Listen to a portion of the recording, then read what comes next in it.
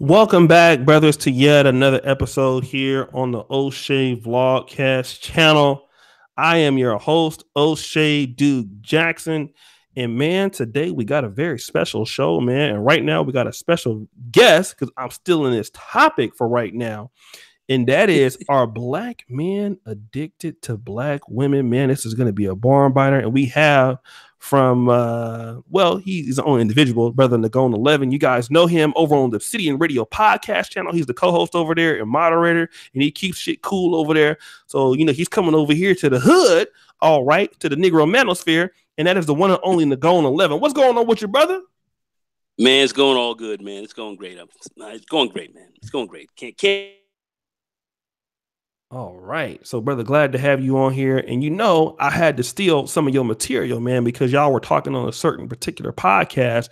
And I've heard you say this before, man, about black men are addicted to black women. What do you really mean when you say this, brother? What I really mean is this is like black, a lot of black men, we may sit back and say, listen, we have black women and this, that, and the third. We've heard it all. Black women are this, black women are that. We've got these issues. You can't trust them. All kind of things we say. But at the end of the day, what I see is that black women and black men are still dealing with each other. We're dealing with each other very heavy. A lot of brothers that say a lot of things about sisters.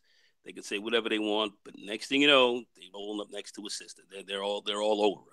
So we see sisters saying the same thing about brothers. Black men ain't this, black men ain't shit, black men this, that, and the third. You hear a lot of negative things on that side, but next thing you know, they're running with brothers. Even some of these swirlers, they break up with whoever, and next thing you know, they're running back with a brother again. So, I see a lot of this back and forth, and a lot of people do a lot of complaining, but at the end of the day, we can't seem to stay away from one another for whatever reason. And, I noticed that. I see that a lot. I've even noticed that with myself, where I was, I'm tough on sisters here and there. I definitely am. But, I'm very much red pill guy and in a very big way. But yet, here I am, kind of friendly with another sister again. She came by Father's Day and doing our thing. You know how that goes. And, here I am, just when I thought I was out, they pull me back in. So it's, it kind of goes that way. I see that all over. So that's what I kind of mean by that. And, we talk about these relationship issues, but we still deal with each other pretty heavily. So somehow we have to find a way to kind of better our relations with each other, because all of this not dealing or walking away from that just is not the reality. That's not the case. We are addicted to each other. We can't stay away. Let me do this real quick. Let me shout out to my brother, man. I was in Malaysia, brother Antoine. Wait, great show yesterday. Just catching up. Keep doing your thing, and let's chat soon. Back in the good old USA, brother. I need to have you on the show, man. My brother was out there in Malaysia doing some great things. He's back in the USA. Shout out to brother Antoine. Thank you so much. Let me talk about this, man. Because here's what I noticed, brother Nagone. Go ahead. And I had my situation right where all right, so I don't want to tell nobody this, but I had like when I was like 19 or 20, right? I did had a little Cisco from Drew Hill, blonde hair, real quick. I mean, I was Dennis Rodman, what I'm saying, real quick, trying to do my white girl thing. But I noticed, man, whenever I saw, this was like 99, 2000. When I saw a black, I was like, man, I'm done with sisters. I'm done with black. I'm all dating white girls, Mexican girls. But when I saw a black woman with a white dude, it rubbed me the wrong way. I never knew why. You know what I mean? But I hated that shit. You know what I mean? But why do you think? I mean, I don't know. Is that, even we might say, oh, I want to go to Brazil I'm gonna go to Dominican Republic. But when we see a black woman with a white dude, and if she's fine, and that especially that white dude ain't really that decent looking, and that black woman is showing him some attention, that shit rubs me the wrong way. I ain't gonna tell her. I mean, listen. I know we all want to. Go ahead. It does bother you a little bit. I must say it doesn't bother me so much now, but I notice it. I notice it. So I'm not gonna say it hurts me, but I know it bothers people. And I know it bothers the hell out of some brothers. It really does bother them. When they do see this in New York. I live in New York, and I'm in the city a lot, and so you do see some of this going on. You see black men with white girls. You see, black women with white dudes, and it's a little more of a free rolling city like that a bit. So you see some of that. So you kind of get used to it, but yeah, it does bother some brothers. It certainly does. To sit here and say that it doesn't, I would have to say that that's not true, because it does. It does bother some brothers. That's for sure, for sure. Let me ask you this: when it comes to, 'cause I know you've been. I mean, tell the brothers the countries that you've been to, and you've went and traveled to. Okay, I've been to Russia, Germany, England, Spain. Wow, let me see where else. Brazil, Colombia, Okay. Argentina, Venezuela. I've been to I've been to Angola in Africa. Just been there. Let me see where else. Thailand. I've been to Japan. Um, Philippines. Been there once. Where else? I'm trying to think where else. That that's it. Oh, yes. I'm sorry. Excuse me. Also, Denmark, and Sweden. Denmark and Sweden. So I've been there. Okay, okay. Let me and shout out to Anthony Brian Logan and Dark Lourdes. Dark Lourdes, you're definitely welcome on the show if you want to be on. Shout out to my brother ABL, you know what I'm saying? When he comes back on, we got an ass kicking waiting on you, don't worry about nothing. But all of these places that you've been to, Russia, England, Spain, Hmm. Brazil, Colombia, Angola, many more places than I've been to. Well, I've Do been you traveling long. have a preference still? Do you find yourself having a preference still for African American women? For African American women, I would say I have a let me to be more accurate. I would say I have a preference for more darker. I have a preference for black women. Afro Americans so much. I deal with African American women just because I'm here. I'm here in this country, so I deal Right. with them. So I prefer to deal with them more than than white women, and I've dealt with white women and Latinas. I've dealt with them all. So I'm not going to sit down here and say that I haven't, because I certainly have. But tend to have more of a preference for them. That's just kind of where it is for me. And I have to say, when I was in Brazil and going to South America and even Colombia last year, I was dealing more with black or black Latinas, dark Latinas. That's kind of what my preference is. That tends to be my preference. Not to say that I don't like Asian women, or I haven't dealt with a white woman or a Latina woman. I dealt with them all, but that's just it tends to be more of a preference than not. So that's me personally. Okay, but here's what I've also noticed in dealing with dating women that has been in Africa. And I'm talking about like physically super big, huge booties. I mean, like Mm, Uganda, South Africa. I mean, you just everywhere is a super fat booty. Everywhere you turn, mm, your neck. People will know that you're new because your neck will be turning this which way mm, every time. mm, But mm, something that I've noticed that as an African American, when you deal with women from other cultures, it's not necessarily the same. They don't get it's not the same jokes. It's mm, not the same lingo. I mean, kind of just imagine it. And shout out to the British brothers. I want to use them as an example. The British black YouTubers have a hard time gaining traction in the black manosphere. It's not because they can't speak English. They do speak English, mm. but they are not necessarily one of us, right? In terms of maybe things that they can understand. You know what I mean? Like when you said, hey, this sister came over, she tightened me up. Like we know what you mean when you say that, right? But Right. when you dealing with women of other cultures, the issue becomes even when you watch stuff that's comedy, what's funny to you isn't funny to her, right? And there becomes a clash of cultures a lot of times, even if she can speak English. And I think that's another thing that kind of keeps brothers coming back to African American women to a certain degree, because it is kind of hard to relate to other groups of women, even if they are black. I mean, we our culture definitely plays a huge role here. That brothers and sisters, we're very much the same here. We understand each other. We may not like each other at times, but we do have some understanding of each other. Yeah.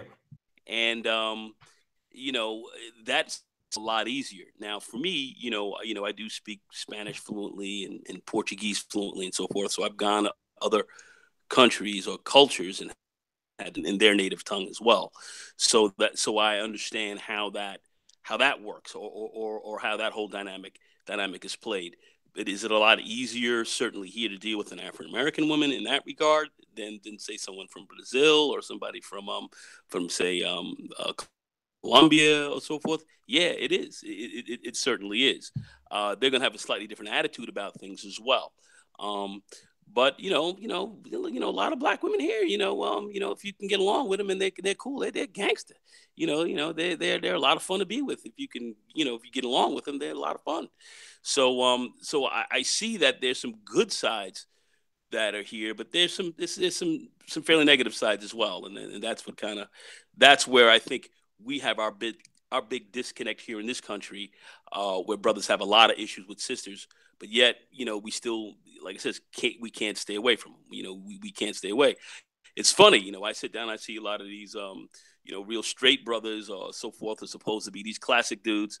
But at the end of the day, they still roll up on Big Booty Brenda. They love them some Big Booty Brenda. They love them. I hate to say it. Right. I know that's tough to say, but that's true. I see it. So O'Shea, how do you explain that? You know what I mean? That's what I say. How do you explain that? That's my question. I mean, I think I have some answers to it. But anyway, let me do this real quick. Shout out to my brother Super Triz. Shout out to the O'Shea Vlogcast channel and the Negro Manosphere. I saw my brother on Marcus Brown's channel a little bit earlier today. I didn't even know he liked to participate in podcasts. A lot of times I see you guys on other hangouts. I'm gonna start putting you guys on the hangouts here, man, because sometimes I didn't even know people like to be on hangouts, bro. Like, shout out to you, bro. And Super Triz, I think, is dating a woman that's not black, right? But let me kind of get to where you're saying to go. Mm-hmm. For me, as a black African American man, that is, educated and trying to be upwardly mobile. Mm-hmm. It's so hard for a guy like me, and I'm gonna say this, and I'm not gonna take it back, but what I'm about to say is gonna piss some people off. Go ahead, walk at me. When I see, brother Nagone, when I see these Polish white women, being nice, being friendly, with a smile, Negro, it's not a day in my life, I don't think, if I were to sell out now, romantically, I know my life is going to be 15,000% better than if I stay with these with a black woman. I know it. I hate to say that. You know what I mean? I hate to say that. But man, when I go to these places, like, and it's not about, they want your money, man. That's just how a lot of women are when you go to different places. And they go, and you can talk about this and you go to Brazil. I had a woman from Brazil. I lost my luggage. Woman didn't know me. She ordered me an Uber on her phone. Went outside, opened the door for me to get into the Uber. A black woman has never done that before for me, man. And do you know that? Even I heard the incel podcast thing, but do you know, like, if I find myself having a date out of the community, a part of me wants to be a part of the community because it's the only community I know, right? Even though don't care what people say, but it's hard for me to take that step, brother Nagone. You know what I'm saying? Like, I know that if I would date an Asian woman, like, it will be much easier. I know it will be much easier and much better for dating a woman but I just, a part of me, I think a lot of black men are like that. That's why they get stuck, because Big Booty Brenda is entitled. Big Booty Brenda, is not going to treat you on the same level as most white women will treat you, or most women from other countries. You can say what you want to say about, these women want your money. Everybody wants your money as a man. That's just what it is. Sure. That's a fact. But brothers know that once you go that route, then the other issue is how her family is going to take it. How is your family going to take it? How is society going to take it? And I think that's what brothers in the loop. I mean, what do you think about that, brother? what you're saying there makes an awful lot of sense, and I totally agree with it. Some families, that are outside of of the black community, some that are more open minded can adjust to it, but they, we can't deny that. We can't deny it. A lot of brothers, I think, are a little nervous to step out into that realm as well. Brothers are kind of nervous, and brothers are also used to being abused. I'm gonna have to bring this up, but brothers are used to not getting the greatest of treatment. So we accept a lot of stuff that we shouldn't accept, and that's another part of it. So I think that's also what keeps us somewhat addicted is the fact that we have some of our own issues. We have some of our own issues from that of a man standpoint. We do accept stuff that we shouldn't accept a lot, and a lot of men could say that. I'm sure men on the other stuff too, but brothers, we accept a lot, and we take it from a lot of these sisters, and a lot of these sisters are very good in the sack. So oh, do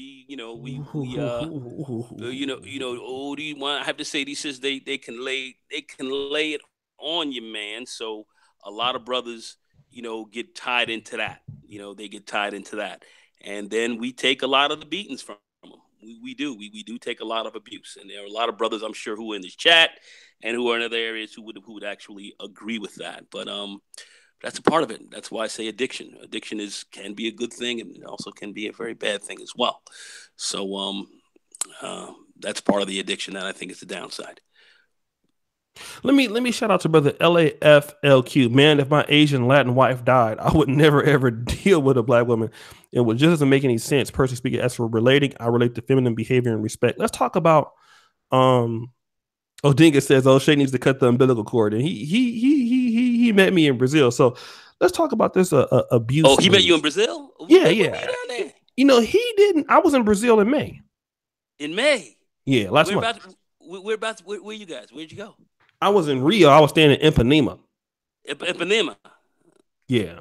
Now, I didn't really like it so much, but Oh, you didn't like it? Nah. You know something.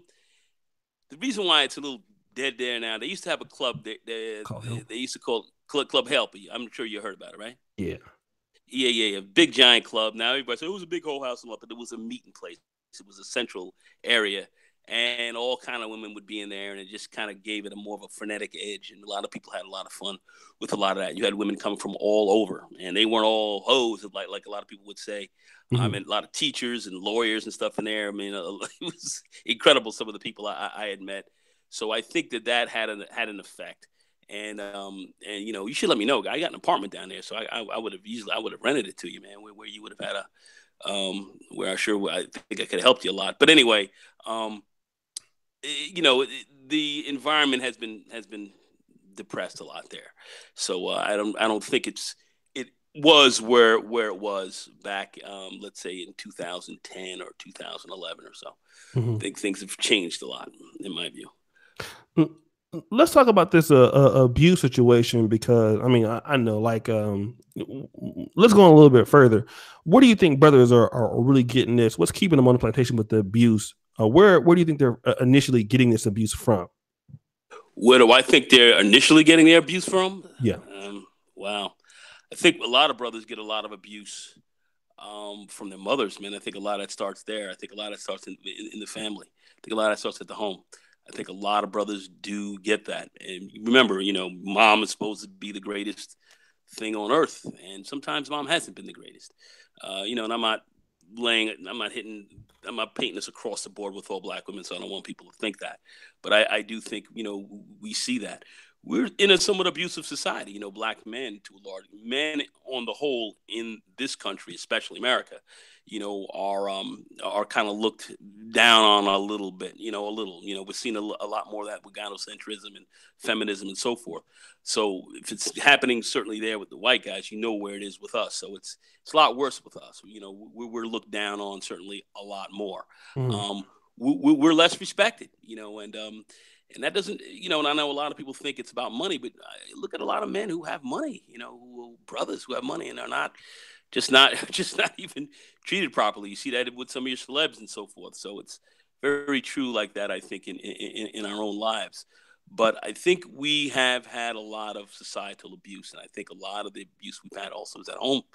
And I see a lot of young black males not being treated well, and I think we're used to it.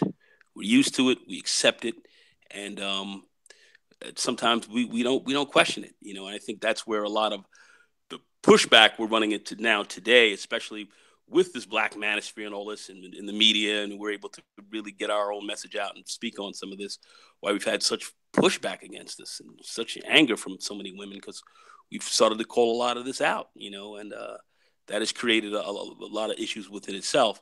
But that's part of the abuse game, and a lot of us are abused, and we're we're so used to it that even if we speak about our own abuse, you'll have other brothers who will shame you for it as well. Mm-hmm. So I think it goes all the way around. So yes, so that's what I believe. Let me talk about being in relationships, because I had a homeboy. I mean, if you look at this guy, man, this dude had, like, I don't know, so many knockouts in the hood, man. He like beat up everybody, man, like gang, all kind of tough dudes, man. And then when it came to, like, like women, he would let them women talk all crazy to him. And he would say stuff like, like they would break his windows out, his tires, flash tires, shit like that. Oh man, she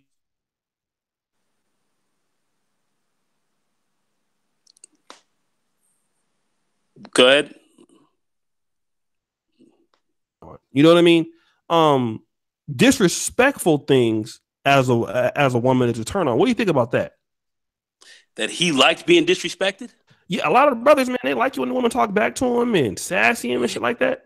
Yeah, I mean, a lot of, like I said, if you're used to being abused, yeah, that's going to turn you on. Some people like being whipped.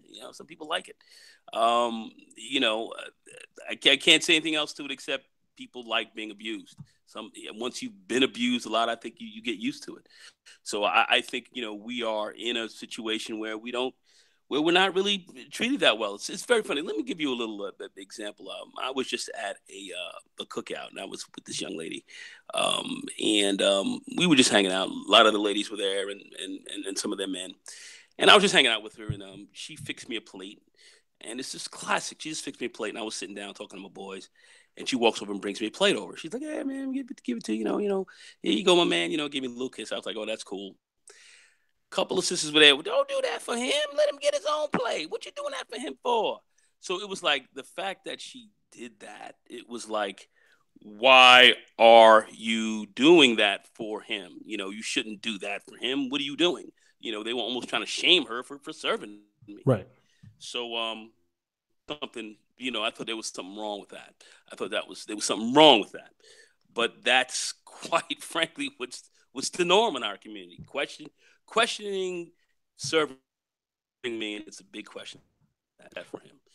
Wow, and then I started looking at some of them sideways. I didn't smile.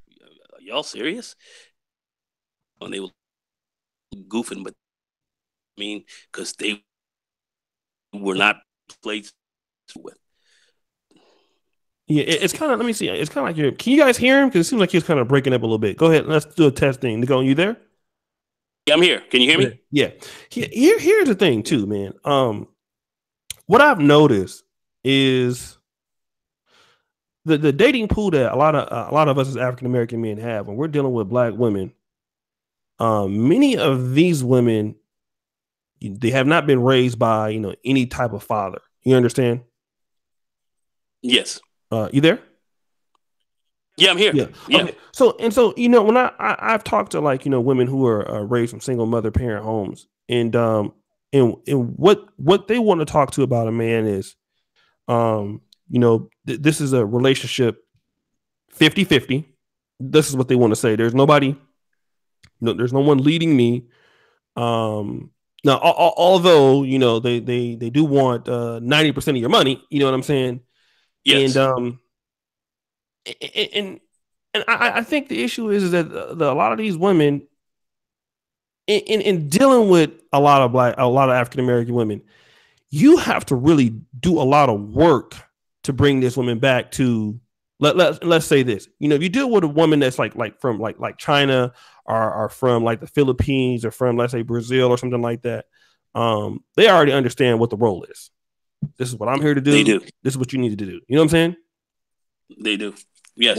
What African American Ab- women, you gotta prove. Not only do you gotta prove that okay, I'm a provider, I'm a medical doctor, I'm a businessman. No, you gotta be able to prove other shit to them that you don't have to prove with somebody else. You have to understand. A lot of these women, even though we get on, we say they're abusive and all that, but they're very entitled. These women here are entitled as well. They feel as though you got to show and prove to them every day, Right. without them having to step up to the plate and do a lot of stuff. I mean, if you sit down and look at a lot of these women today, a lot of them, and I've seen it. How many black women really are good cooks today? How many can really cook well? Can you hear me? Not any. I was trying to think about who can cook. I mean, maybe a few foreign, but but not. But many of them don't even look at that as being a skill. You know what I mean? They don't look at that being a skill. They don't feel like they have to do much at all. That you Mm-hmm. kind of have to do a lot for them. And if you ask them to put up a lot, they're looking at you like, Negro, please, that kind of deal. And when you go to other cultures, Mm-hmm. like in Brazil, a woman, cocina, if she can't cook this, that's almost like there's something wrong with you if you can't take care of if you can't kind of take care of a home as well as a man. That's a big part of it. I saw that even amongst with Russian women over there in Russia. Mm-hmm. So that's a big part here. That's a little bit less, I think, for a lot of women and black women in particular. And that's a big problem. Some of that entitlement and being lazy about taking care of a man. Because at another level, remember, we other men, we talk about it, but there is a level of contempt for you here. You have contempt. Your woman is somewhat contemptuous of you. Mm-hmm. It is what it is. And how that has evolved, we can get into that. But you're dealing with some of that, and that's part of the dynamic. That's part of the negative. Many of us men, even though these women are contemptuous of us, we're still addicted to them. We still can't leave them alone. We still have to continue to deal with them and put up with a lot of craziness. And I see some brothers are starting to break ranks and are leaving, and some of these sisters are starting to see that. But this is more of a recent event than it has been. This is more recent, but on the whole, there's still a lot of that going on. Still a lot of brothers getting involved with a lot of highly abusive stuff. Let me talk about this piece, and I agree. And shout out to the people that we have 180 people watching. Do me a favor, brothers, and thank you guys for coming on. So we won't be on too long tonight. Let's get the likes up on the videos real quick. We have 184 people watching, 87 likes, 7 dislikes. So let's get 13 people to come up and like the video. Definitely, we appreciate you. We're just trying to knock the show out. Let's go back to this sex piece, man. Yeah. Oh my gosh. I, Mm. I gotta admit, man, and this is gonna sound kind of simpish because I've complained about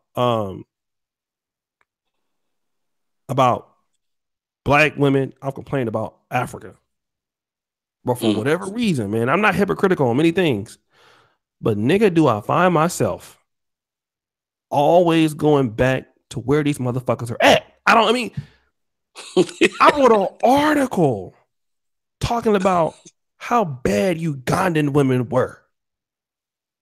It was like 2 seconds for going back there again. And the one thing that I want to say when it comes to black women, if there's nobody who can fuck your brains out on planet Earth, Oh boy. these motherfuckers, if they can't do shit else, That's them motherfuckers can fuck their ass off. I think that's the whole addiction piece, man, because I think like this. When you think about at least the white girls that I've had, they'll give it up, but it's not with the same passion. When a black woman fuck you, she don't just fuck you, she fuck your mind up too. You know, let's talk about that. And that ass, Uh, they do some things that's just unique to them that can't nobody else really do. see, therein lies the problem. You know, no. I mean, I don't want to laugh because it's so. Therein lies the problem. That sex game is crazy, and see Oh that's yeah. the problem, brothers. They get caught up with the sex game, and the sex game is highly ridiculous, and we tend to put a lot of emphasis on that because these sisters they can bring it. They tremendous fuck buddies. You know, like homegirl I was up in here the other day. She just came just. I mean, wrapping her legs around her brother's head, man. Come on, man. So I'm saying, you know, they really get live with it. I mean, they get live with it. So that's an issue, and sometimes that clouds your thinking. And I think for a lot of these Sometimes. young, I think for these younger cats, Okay, yeah. especially, you know, they get caught up with these sisters hitting them like that. It's they can't step away from it at times, and that's part of the problem. That's part of the issue, and it can be a trap for some brothers, man. It can be a tremendous trap for you. So that's why I say that red pill. You got to be red pilled out here when you're dealing with these sisters out here. You got to be red pill, man, because that sex shit is designed so you don't think properly. Okay, let me talk about this. You got some brothers disagreeing in the chat, and you know you got your dudes talking about white women. They're better. Okay, you've been all across the world, man. Just on average, you know, who is going to do more for the most part in the sack? You know, white women or black women, man. Just on average. It's that's it's a toss up because see, sisters with the hard raw live, they that's rough. The white women are free babes are freaky. They gonna do certain. I don't want to get all Yeah. graphic on. But they gonna do some freaky deaky stuff. The white girls I think are a little more freakier in some. Sisters are coming at when they grow. They drop it like it's hot. White women, they come with it, but they're a little more freaky. That's kind of what I say. So I think it comes down to kind of what you tend to like a little bit more. You know what I mean? White women are very oral, but these sisters have started to try to step their game up in that regard as well. But like I said, I know it's I just go with what the numbers are. Brothers are saying X, Y, and Z about all these sisters, but they running with them. They banging them. They with them. So they can say whatever they want. At the end of the day, what do the numbers say? You rolling with these sisters. I see it. I see dudes talking, but next thing you know, they slide and they slipping over there and they got Big Booty Brenda, somebody else that they rolling with. On the slide or whatever. I see it. I see it. So brothers can't front. I've been around a long time. I see it. So that's what I got to say about it. An addiction A to shout out to Royal Illness. I you know. love black women, but feminism, government assistance, simps, and constant attention for bad behavior on social media has did much damage as racism and white terrorism. I'm gonna say this too. Let's talk about the mental aspect. Like a lot of y'all are talking about like white girls in the sack. Like this is what I mean because I think okay, I hate to say this as an African American group, we're a little bit more dysfunctional because of our households, and a lot of times the more dysfunctional a chick is, the more likely she is to fuck your brains out. That's just what I found out. You know what I'm saying? And oh, that's a fact. Yeah. And crazy. Yeah, Understand? and a lot of our we got a lot of crazy people in our community, and them crazy motherfuckers can fuck, especially Oh my goodness. that project Oof. pussy. I'm not gonna get into that right now, Oh, but that they have to run. project pussy. They have to run. I gotta just tell the truth. Okay, look, I gotta say this right. It's not just the sex; it's the leading up to the sex. It's the Mm, dirty text messages. It's the random booty pictures mm. out of like just you sitting up in class and just ass everywhere all in your phone. It's just They that's random moaning on your phone. Go ahead. man. No, the social media and and the video stuff you're doing on the phones now, and and the live talking you can do on the phone, and just It's too much. It's too much. It's too much. So they're all over that, and they're draping that on you. And guys, dudes are thirsty. Right. Unfortunately, a lot of brothers are thirsty. We thirsty out here. And I know a lot don't want to say that, but a lot of brothers are thirsty, and these sisters know it, and they know how to get you. Only thing they got to do is put that big fat ass up there on that phone, and you looking at that spread. And next thing you know, he's done. I ain't gonna lie, man.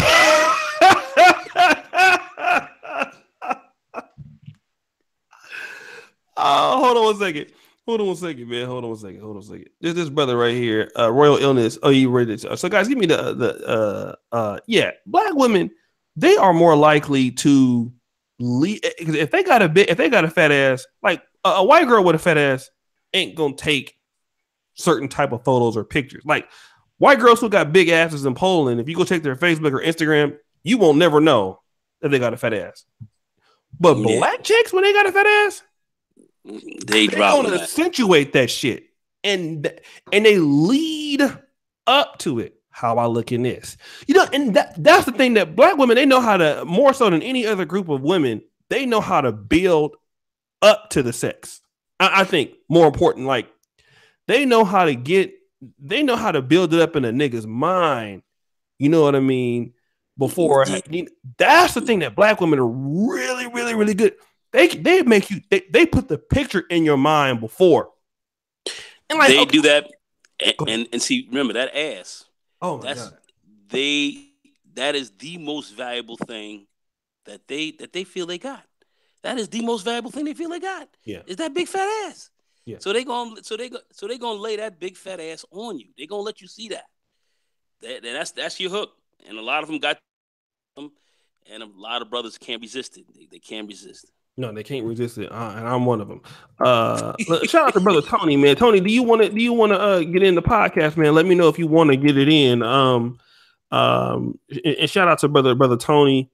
And one dude asked me, can I do a podcast on what black women do? Negro, no. You want that kind of podcast, you go do it on your channel and get a strike.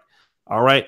Because nigga, you're not gonna have me doing no damn shows on nothing to do with them and fucking up my channel, because that video will be coming down off of YouTube. If you do anything telling black women what they need to do, that video is coming down. All right. Doug, I'm very familiar with who Dark Lord's channel is and her website. Trust me, she do got a fat ass too. Shout out to her. Shout out to Yashnell. Yeah, she got that fat ass. And she let that sucker get spanked. She got that ass getting spanked. I'm like, damn. But anyway, just let me. She a fine sister, man. But I know she married, but yeah, she married. She married. Oh boy, if you ever feel like cheating. I'll trick on. I ain't gonna lie, nigga. Yeah, she ain't. How about you? A few hamburgers, nigga. I'm talking about and hold the ice, the water, all. Listen. I will put syrup on your ankles, man. I didn't know her. I mean, I heard about her before, right? This is just talking about Michelle. I heard about her. I was like, look, she's like, oh, she's a chick that gets spanked. I was like, big fucking deal. Like, I would see her in my chat. I'm like, what's the big deal? Just she likes to get spanked. She's like, no, you need to go look at the videos. So I typed her name in. I think somebody did something. I said, oh shit. I said, this motherfucker had ass like this? Oh, see that's I wouldn't even let you be on YouTube at all. If you would have to you wouldn't be on YouTube. I wish you would get on YouTube saying anything. And I'm jealous. I'll go to the restroom with you. What the fuck you doing going to the restroom by your fucking self? You going outside with who? That's how you can go outside, nigga. That's funny. What you going on YouTube for? You talking to your mama? No, you not. I'm telling you. And that's what that ass will do to a nigga to go on that. See, when niggas, you niggas don't understand. I think I had got in this one girl, man, and the coochie was so good, I was making threats. If you ever leave me, bitch. Oh, but you know something. If you ever leave me, bitch, that they had some sisters up here, but I had this sister down in Brazil, Mm-hmm. She was my fiance down there, and boy, that ass was it was bring tears to your eyes, man. It was that shit was it was insane. It was literally insane in the membrane. So I had a real problem with that because just looking at that, you know how it is. You just walking around. She couldn't even like walk around in the apartment. It's like, what are you walking around here for? Get over here. So it was like that, you know. So I had those kind of problems. But yeah, that ass is just it's something else. And these sisters up here, they got it too. I tell you what though, when I was out in Angola, when I was out there, man, and I was with a young lady, but boy, they had some sisters out there, boy, walking around. I mean, they were wearing weave too, which was kind of wild, but still at the same time, they really had that.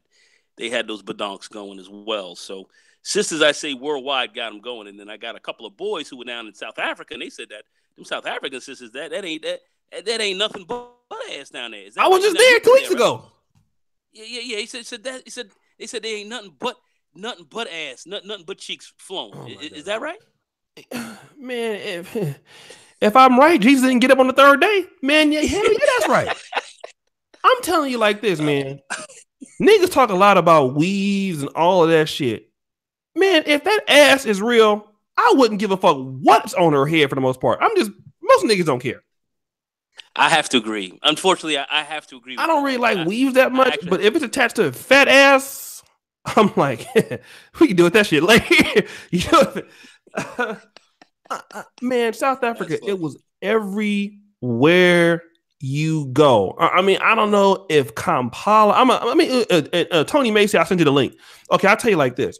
When I was in Brazil, I didn't really Hmm. see a lot of fat asses like that. You know some. See, let me tell you. Let me tell you. See, you wasn't with me. See, what you had to do. You had to go to the samba clubs, Salgado, Beija Flor, those spots. Because if you went to the samba clubs, and they're usually on a Thursday, Saturday, Sunday night, you gonna see asses rolling in, and it's gonna be they're gonna come in by the fives and sixes. So so that's where you got to be at the samba clubs. Then you start seeing them dancing, and then you see them just the tight jeans on, the crinkly hair, and they booties bouncing. It becomes highly ridiculous at that moment. But that's where you got to go since some of the clubs have been shut down just around the spot. You got to go to where they are in the samba clubs. Is where it was really happening. That's where I used to have my most fun. Just going out there to Salgado. That was like, oh my god. And then when they knew you an American dude, it was like and I was spitting that language as well. It was shooting fish in a barrel, dog. So that's kind of how that was. Well, That's where you had to go. let me say this real quick. I saw the best bodies like I would say still like probably like between Uganda and South Africa toss up. But I would say this even for the sisters who not even thick, like even if they're not necessarily all the way attractive, black women have a certain sexiness to them. I'll say like Fantasia, for example. Yeah, Fantasia, nobody would say Fantasia is fine, yeah. but is Fantasia sexy? Some about her, I don't know what it is. I can't call it. I would do some tricking on Fantasia. I know some of y'all wouldn't, but it's something about man. I'm talking about all type of. I can't really say what it is, but a lot of Mr. women Nick, like even if they don't Mr. Nick, have like a great Mr. Nick. body. Who's that? Oh, that's Tony. Okay, Tony. Tony, welcome to the show. There's some women like African American women, man. Um, a lot of women just know how to just color coordinate or dress real nice, and they know how to rock. Like some women know how to rock certain stuff, and it just make them sexy, even if they're not like super thick. You know what I mean? Somebody Yes, talking about sir. Fantasia, I'm cool. Listen, nigga, man, I will give. It's just something about like a woman who like Fantasia. Let's say if that's like the same attractiveness in the white race, I would never give her a chance. I would never think about it. But there are a lot of women that they're not necessarily unattractive, but they got a certain swag or style about them, and it just make you. I mean, I think a lot of times only black women can get away with this shit. You know what I mean? I mean, there's no question about it. I mean, sisters, they have their way about them, and we really do like that. But the real issue with them that I see is very, very bad attitude. A lot of them have very bad attitude, and they tend to be, to a large extent, somewhat disrespectful and contemptuous. That's our issues with them, and that goes back a ways. I think that goes back even before the '60s came through, and all, and some of the with some of the social programs, some of the social changes. I think that's just been a little bit a part of our community, and and the reason why I say that is because my my great granduncle, he was stabbed and almost killed by his wife. My grand aunt.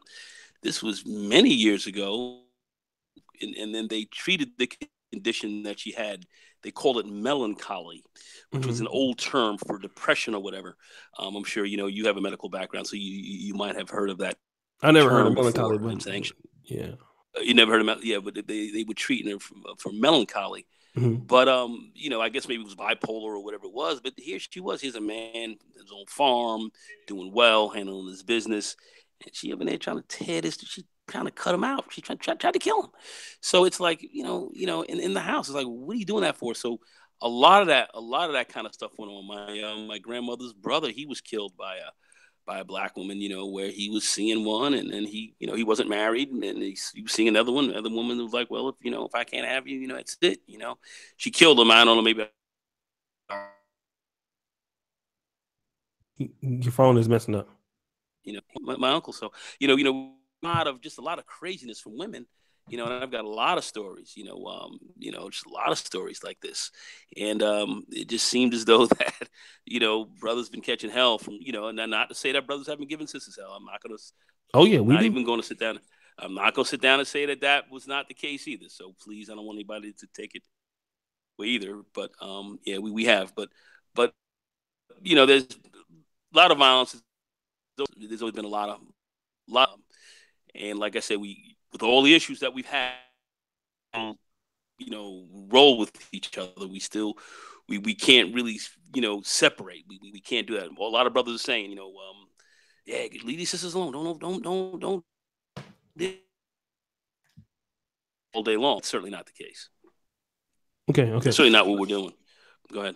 Let me bring on brother Tony Maceo. And guys, thank you so much for listening to the show, man. Tony, man, let me drop some bombs on us real quick, man. Are these brothers addicted to these black women, brother? Well, because you see, you have to understand when it comes to black women, sex is easier to get than intimacy. And intimacy is where the femininity and the submissive nature lies in. That's where that is, that intimacy. Black women have an easier time being sexual than they have being intimate. And the root of that, from my experience, appears to be, of course, the lack of a father figure. Because a father figure lays down rules, regulations, boundaries, and limitations. That's why a lot of times you see them gravitate when they say black women are not sexual. The critics that say that is usually because when it comes to sexuality, when it comes to the freaky shit, you got to mine that. Black women have to be mined like gold. You have to dig for that shit like gold. They're not just going to give it to you. You see what I'm saying? You have to get a shovel and commence to digging. But they will give it to a man that displays some type of aggressive behavior. Mhm. That's why I said earlier, I put in the chat earlier, I will not enter into a relationship with a black woman unless it is a domestic discipline based relationship. Domestic discipline is a process by which you are able to exhibit that behavior with them without necessarily, being violent with them. Black women require aggression. Everybody know that. All this shit that they're talking about, oh, soft, oh, gentleman, fuck that shit. Throw that out the window. Willie D got rid of that shit years ago when he said, I'm not a fucking gentleman or a nice guy, a good fella. You have to display some form of aggression when you're dealing with black women, flat out. And the only way to do that safely is a domestic discipline based relationship because black women respond to aggression and they respond to force. It's like if you're a kid, right? And your parents take you to Disneyland. I mean, do you really want to come home? No. If you've been in an environment where you can do shit forever, where you've been able to do whatever you wanted to do forever with no consequences, no repercussions, no boundaries, no limits, no rules, no regulations, no guidelines, it's unlikely that you will want to return to that. If somebody just comes in and randomly steps into your life, yeah, they'll fuck you. But the question is, it becomes a matter of listening to you and submitting to you. Also, I will also say that a lot of Black women, I'm sorry to have to say this, they're still children because they haven't had a father. There's a very integral part of their personality that's missing. They are still children, and children need boundaries, borders, limitations, and rules and regulations. And if you can't impose that, you can forget it. I mean, I would agree with all that. I would say you have to have rules and all that, and you can set that up with them. But these sisters, to a large extent, a lot of brothers, if you're really going to deal with them, you gotta kind of have to break them at a certain level. When I say break them, not break them and hurt them, but it's like almost like breaking a horse. And sometimes that's a lot of work. That's a lot of work, and our brothers really in for a lot of that a lot of times. And I think, well, I mean, if you're not going to that's do a big that, then question. you probably won't be dealing with them. You understand? Yeah, If yeah, if yeah, yeah, if you're not willing to do that, you probably won't be dealing with them. yeah, That's yeah, what it is, and that's what it requires. I know a lot of men say, "Well, I don't have the time to do that, and I don't feel like doing that." Well, just flat out, you ain't gonna be with a Black woman. Because again, if you've been in a household where there's a single parent, 9 times out of 10, quiet as it's kept, there's not even a mother there. A lot of Black women yeah, don't even have decent mothers, much less fathers. Yeah. So if you have yeah, an individual that's raised up under anarchy and you come along, okay, she may fuck you or sleep with you, but that intimacy that you crave, and you can forget that, it ain't coming. It's a wrap. Yeah. well, yeah, and so much. We always talk about how these women are raised, of which I agree. But I do believe that there's also, as I said once again, a certain level of contempt that a lot of these women do have for you.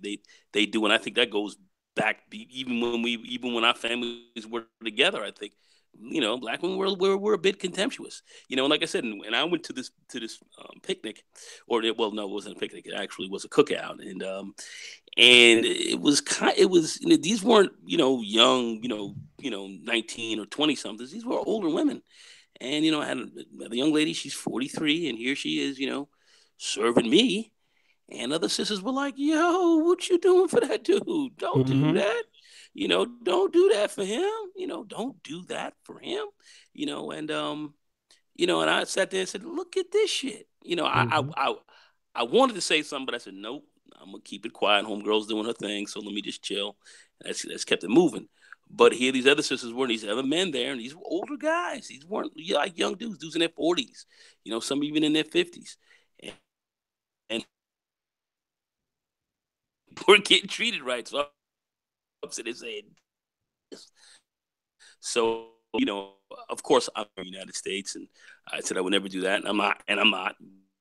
I do a lot of what I consider to be contempt for us here, and there's a lot. Maybe you could break them out of that, and maybe you can, but it's a tough job. Well, it's a hit or miss thing. It's a hit or miss thing. It's just like anything else. Cancer, disrespect is like cancer. If you don't catch that shit early, Yeah, oh, it catches you. absolutely. You see. So the thing is they've been allowed to be disrespectful for so long. Now it's a culture, it's a lifestyle, it's a way of life. Again, if you let a kid sit up and eat candy all the damn time and don't give him any vegetables, you know, you're gonna have a kid with diabetes before he's 5 years old. You Mm-hmm. understand? So if there's nothing there, of course they're going to be contemptuous, because I have met women that if you didn't slap them, they didn't think you loved them. Mm-hmm. They Oh yeah, if you didn't because if you didn't apply some form of physical force or physical aggression to them, they didn't think that you gave a fuck about them. You know, and yeah, and oh, and that's they wanted to that's be slapped for small infractions. So in other words, if the peas were cold, they wanted to be slapped. If the chicken was cold, they wanted to be slapped. You know, so mm, I think our women need discipline. They need discipline, and the ones that have gone without it so long haven't ran into the men that they want to discipline them. That's the problem. See, the men that they want to discipline them are men that are abusive, And because they've never had a father, they can't tell the difference between strength and abuse. Right. They can't tell the Well, difference. They think that strength, Hold on, finish the real point. strength, Finish is the point, weakness, and mm-hmm. abuse is strength. Okay, go ahead and go. Yeah. I agree with a lot of that, but then again, you can see why, brothers may still be banging some of these women, but they're kind of stepping off the plantation because a lot of guys can't really be dealing with that, man. You come back from your job, you working hard, you come out, now you got to sit here and deal with some woman who's going to be disrespectful with you in the house or wrestling with you. This is a lot of cats just not down for that. I understand the domestic discipline game, and I'm with a lot of that. I certainly am down with that. But then you have to have a certain kind of woman who's going to be willing to be submissive. Because if you have to grab her, when you have to break her, that's a lot. That's a lot of work. It's a lot of work. I don't know if every man can stand in for that. That's why I see cats looking to make moves. They're trying to find a way to break out of here because they're not down with that game. They're not down with that game, and especially what's happening today when we start talking about this whole Me Too game, and now everything a woman has to do is just sit down and say, well, he hit me, and the police come in the house and they're taking your ass out in cuffs. So it don't take nothing to get up in that jail cell. The only thing a woman's got to do is to say something. So it's a tough game. It's especially in this country. I think in other countries it's easier. In South America, Brazil, much more. Just not in Brazil, but Argentina, and Venezuela and so forth. It's more of a macho culture, so they're more used to you being a man. But here, with what's going on here, the game is and the social engineering that's happening here in this country today, it's a lot more dangerous. And I don't know if we can turn the corner on this anymore. I don't know if we can. That's just a question that I have. I'm sure other brothers may see it a little differently, but it's anyway, possible we can't. It's possible we can't turn the corner back. It's possible it may have gone too far. But I know in some African cultures, they don't mind putting their hand down. Some of these African cats I ran into. Woo-hoo-hoo. I mean, they don't mind they don't mind giving some correction. I mean, corporal correction, serious correction. And as far as the culture that we have, here's the thing. See, that culture that you're talking about, that's spreading. It's not just going to be confined here to America anymore.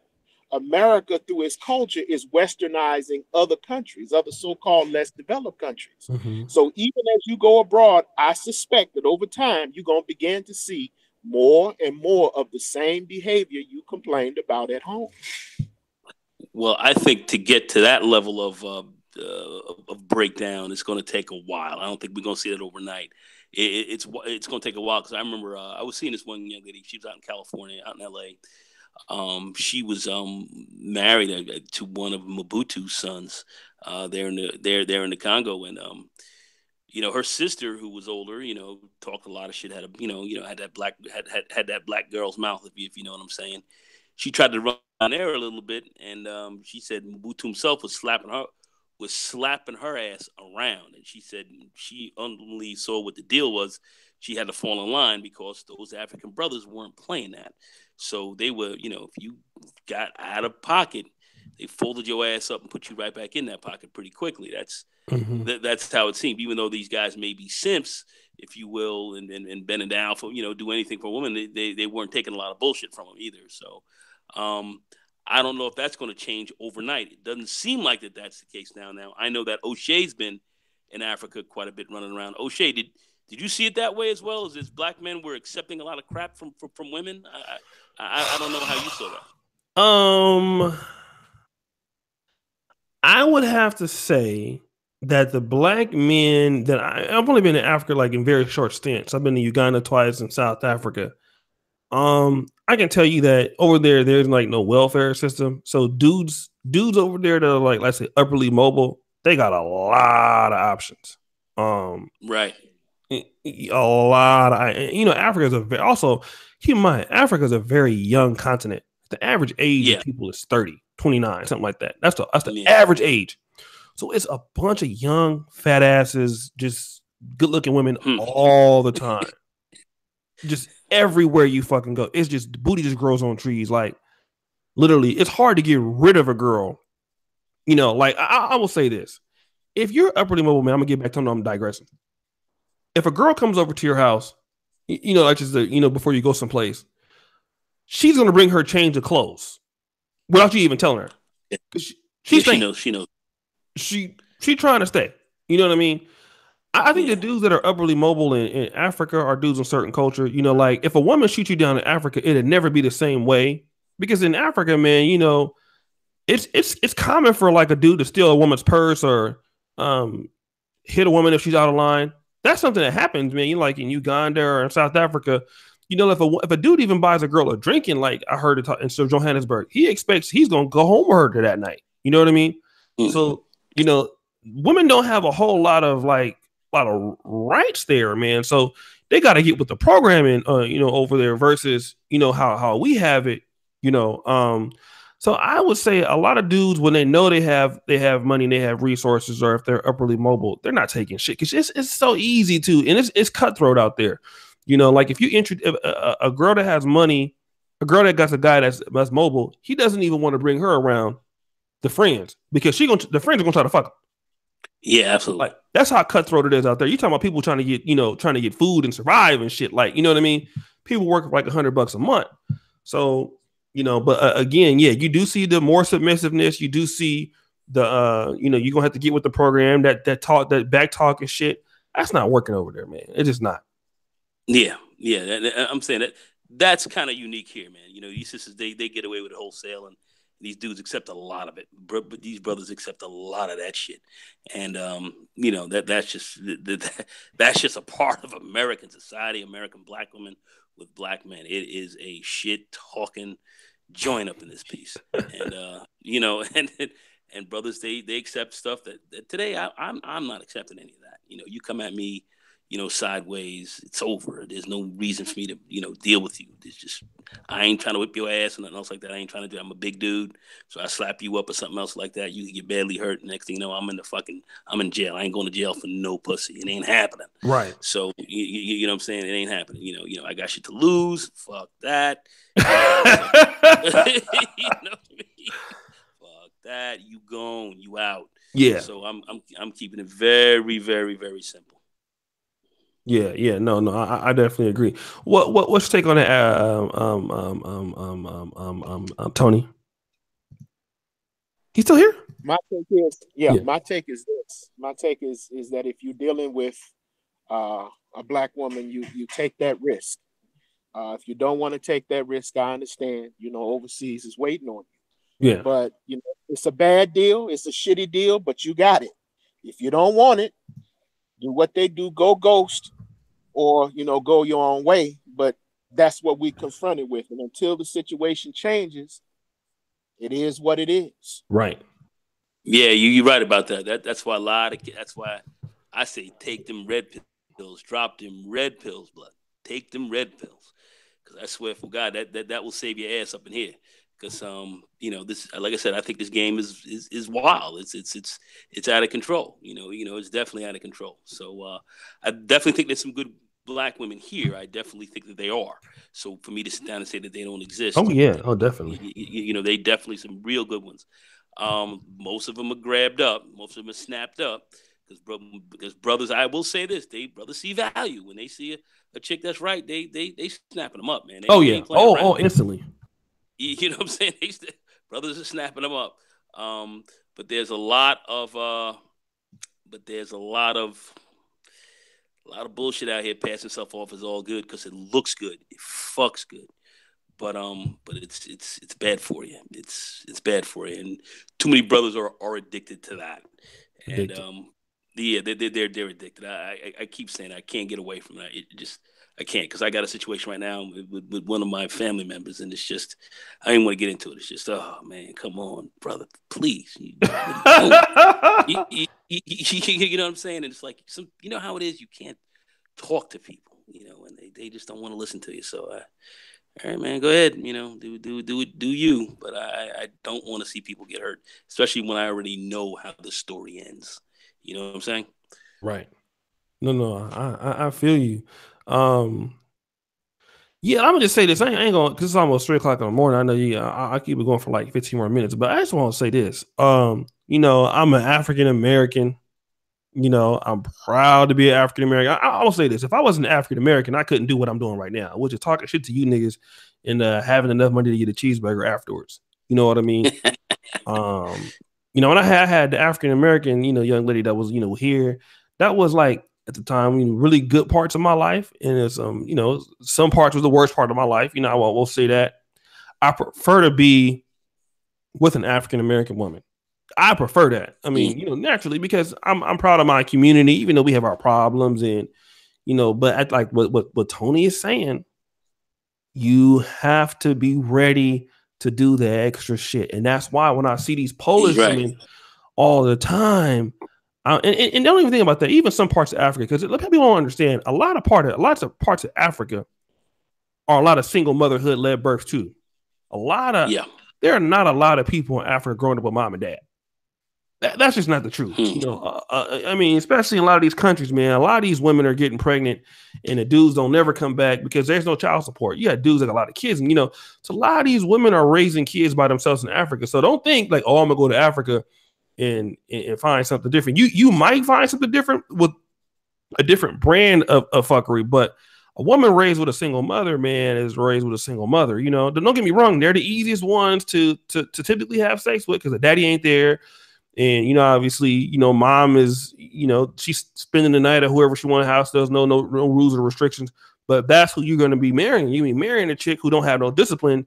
And, you have to retrain her on that. And that's the thing. When you deal with these women, like in Poland, man, most of these women they're married, dad in their lives, stuff like that. And, that's why I think a lot of brothers, when they interracially marry, I'm going to say on the limb, a lot of brothers don't want to leave the community with a white woman. I would say a lot don't. That happens because of, you know what I mean? Because like Nagone and Tony knows this, man. If you're in a place like Poland long enough, eventually I started to notice like, oh wow, I like women who are a lot slender now, and you just acclimate. You know what I'm saying? I've never messed with one of those women before, but how much longer can you just, you know what I mean? If you're around women who are nice and women who are just, eventually you're gonna want to do that. That's why I had to import my shit over here so I didn't sell out. You know what I mean? But it's hard, bro. It's hard not wanting to get involved in it. It's hard, though. I just challenge every day. I saw that sister you had. She had a fat ass on her. She did. I had to, bro. I was gonna be in trouble. I had to sing "Jesus Keep Me Near the Cross" every morning because I was about to get my OJ on, minus the killings and all that. You know what I'm saying? Of course, minus those. I seen one the other day, man. I went because downstairs there's a little like a 7-Eleven store, and one white woman walked in, tall, like 6 foot, and she had a nice enough ass. I said, Lord Jesus, Jehovah, and Shadrach, Meshach, and the belly go. Oh my Lord, I was ready to trick right then and there. I'll buy whatever. I'm buying it for you today. You getting this shit for free. This is on me today. I'm taking you to the USA with me. Fuck these niggas. You're gonna be with me. Well, O'Shea, I'm not gonna front. I since you're there. You may as well, kind of tap into a little of the local activity as well. I mean, it's not like you're doing anything wrong either. You know what I'm saying? If I do it, I'm gonna like it, and I'm not gonna stop. That's why I won't do it. Well, you and I, we have some different views about that. I'm gonna tell you like this: if being around these nice acting white women, if I end up messing with them the way that they are, I'm selling out. So that's why I can't do it, because I know if I go there, I'm gonna keep going there. Okay, so let me ask you. Mulatto sphere. So you are addicted to black women yourself as well? Is that what you're saying? I'm addicted to black women for many different fucked up reasons. Okay. Many what's reasons. Your top fucked up? What's your top fucked up reason? What's your top fucked up reason? My top fucked up reason is another thing too is I want to be a part of this dysfunctional black community also, even though I have nothing to do with black women in this new community. But it's something that's about me. Like I want my kids. I mean, I am an ugly nigga, but I do want ugly kids too. Shout out to my kids that ain't here yet. I really don't want no mulattoes and shit like that. And I always have preferred African American women. African women, again, they're just the same, but it's like a different culture. You know what I mean? I mean, I'm really attracted to our own women too, but that's a strong attraction in, you know, just. And also, I mean, I know white people, man. Typically, for what I'm trying to do in my life, I want to stay involved in black things, and it's harder to keep involved in black things with a white wife or with a non-black. Okay, wife. That's just the fact of it. It's just, you know, black community things are political. But you don't have to marry him, man. You can just go out there and smash and move. You know, keep it moving. Keep it moving, O'Shea. Keep it moving. Yeah, baby. hold on a second. Aaron want to get on this. Yeah, Aaron, I'll keep it going for 20 minutes, man, more, and then hold on a second. He wants to get in on this. I sent you the link. So I mean, those are the, you know, really only situations. But I'm gonna tell you like this. This is gonna sound crazy, right? Yeah. I don't want to come over to these people's country and just be sleeping with their chicks and then making a bad reputation for black dudes here. I know that sounds crazy, right? And I know but I've dealt with a lot of racism in Poland. Yeah. So that's the reason why I don't want to go there. You know what I mean? Yeah, I understand. What you're saying. And even when I go to Africa, man, I don't even be slutting all them girls out. You know, I mean, I am in a relationship shit right now. So the last time I went to Africa, I was just pretty much preaching the good news of Jesus Christ, and I was, you know, preaching all that stuff. But before that, brother, even when I go to Africa, man, I don't go and slut the chicks out. You know what I mean? I was always dealing with the same person. You know what I mean? Yeah. I mean, I'm totally with you on that. I thoroughly understand that. But it's funny because go ahead. well, Brazil, some of that is what I call a contact sport for a lot of contact sport. Trust me. But Poland, I don't know. They got some pretty nice looking ladies running around now. I'm shocked that you ain't roll up on one of them. At least I'm a little surprised, man, because I know if I do that, it's over. If I get a taste of that white coochie, JJ Rare will be gonna change the Saint Mulatto Ministries, nigga. It's gonna be SMM up in this motherfucker. It's gonna be. If I ever get fed up with black women, to the most part that I go to the white girl, my ugly ass ain't coming back. Y'all can say we didn't want your ugly ass in the first place. I wouldn't give a fuck. I'm going crazy. I'm making all kind of Grant Hill and Steph Curry looking kids. I'm going in. If I get some white pussy, it's over. I'm gonna be David Duke is gonna try to assassinate me personally. If I go to white women, shit. Oh my God, damn! Go ahead, bro. What you gonna say? Yeah, Tony, you want to weigh in on this, and then we'll bring Aaron in. Well, you know, I've often thought about that. I even tried it once, but it wasn't something I was comfortable with.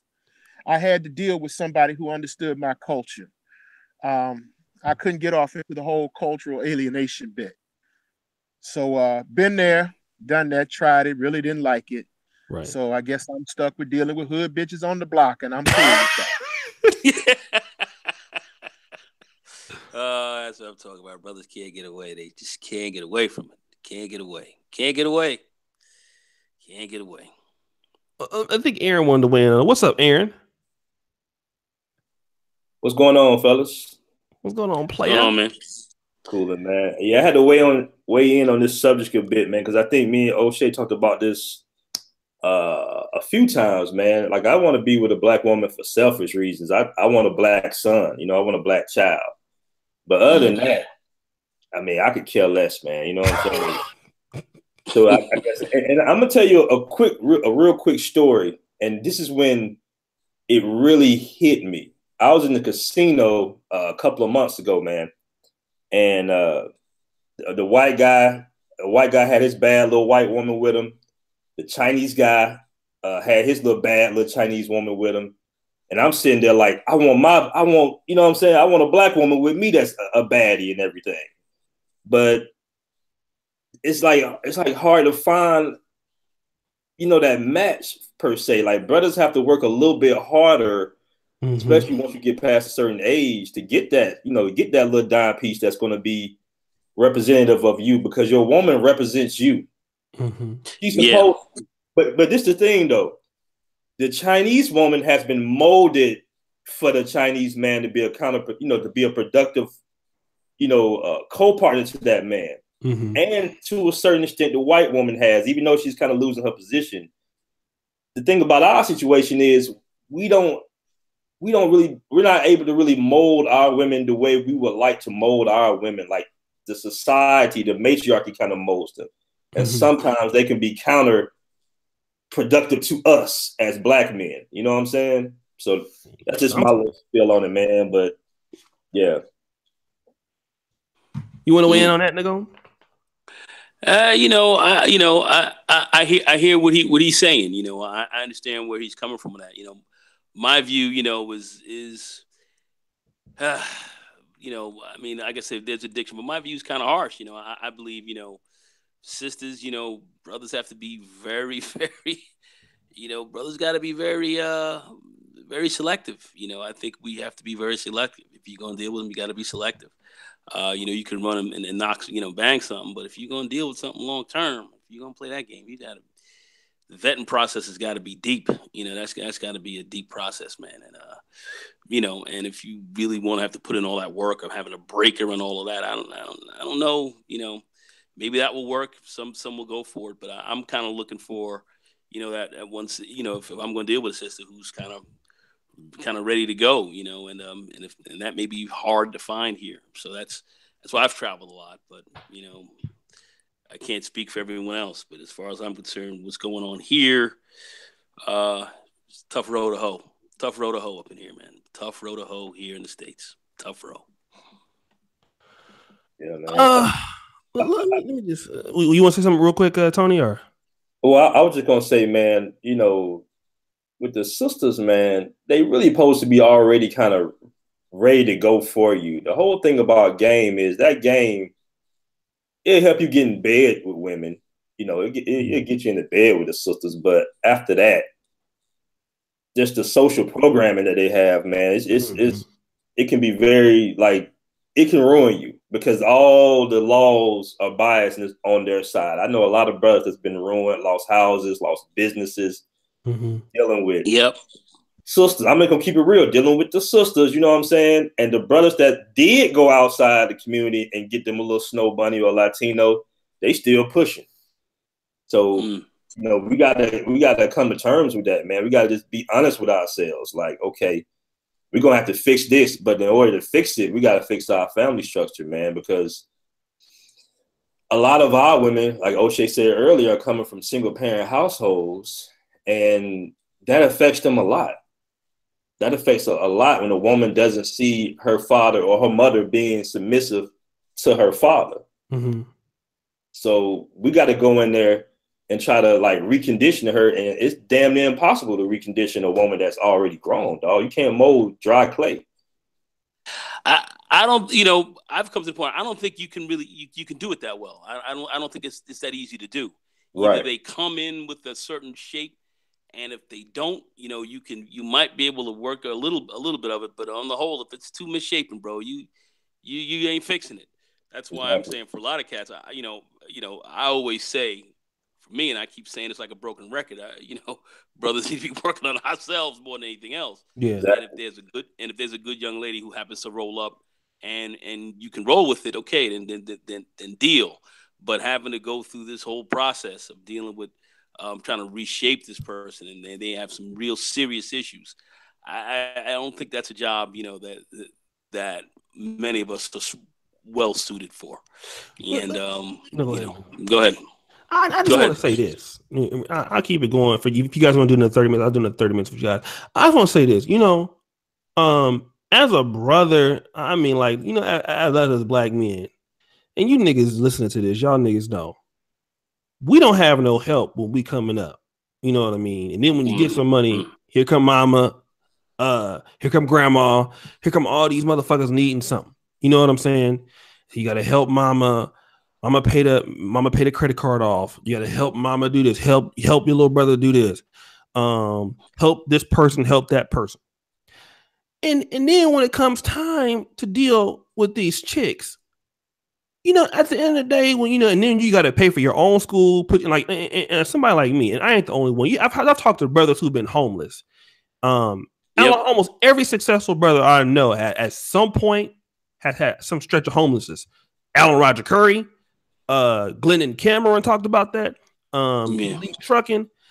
I mean, nigga, we don't give a fuck about what the fuck you've been through in your life. That's really what black men like. Nobody is sympathetic to us. So if you don't know how to act because you ain't got a daddy, really, to women out there who want us to be sympathetic, I'm gonna tell you as a black man who really can say we understand, but we don't give a fuck, right? Just like you don't give a fuck if a nigga been through what he have been through and he ain't got no job or he ain't got no money or he's struggling because his business failed and he can't put you in the house. Do you care about his reasons why he is what he is? He don't have what he needs to have. That's really what it is. And to the point where a lot of brothers are like this, like, look, you don't have your shit together. Because here's the facts.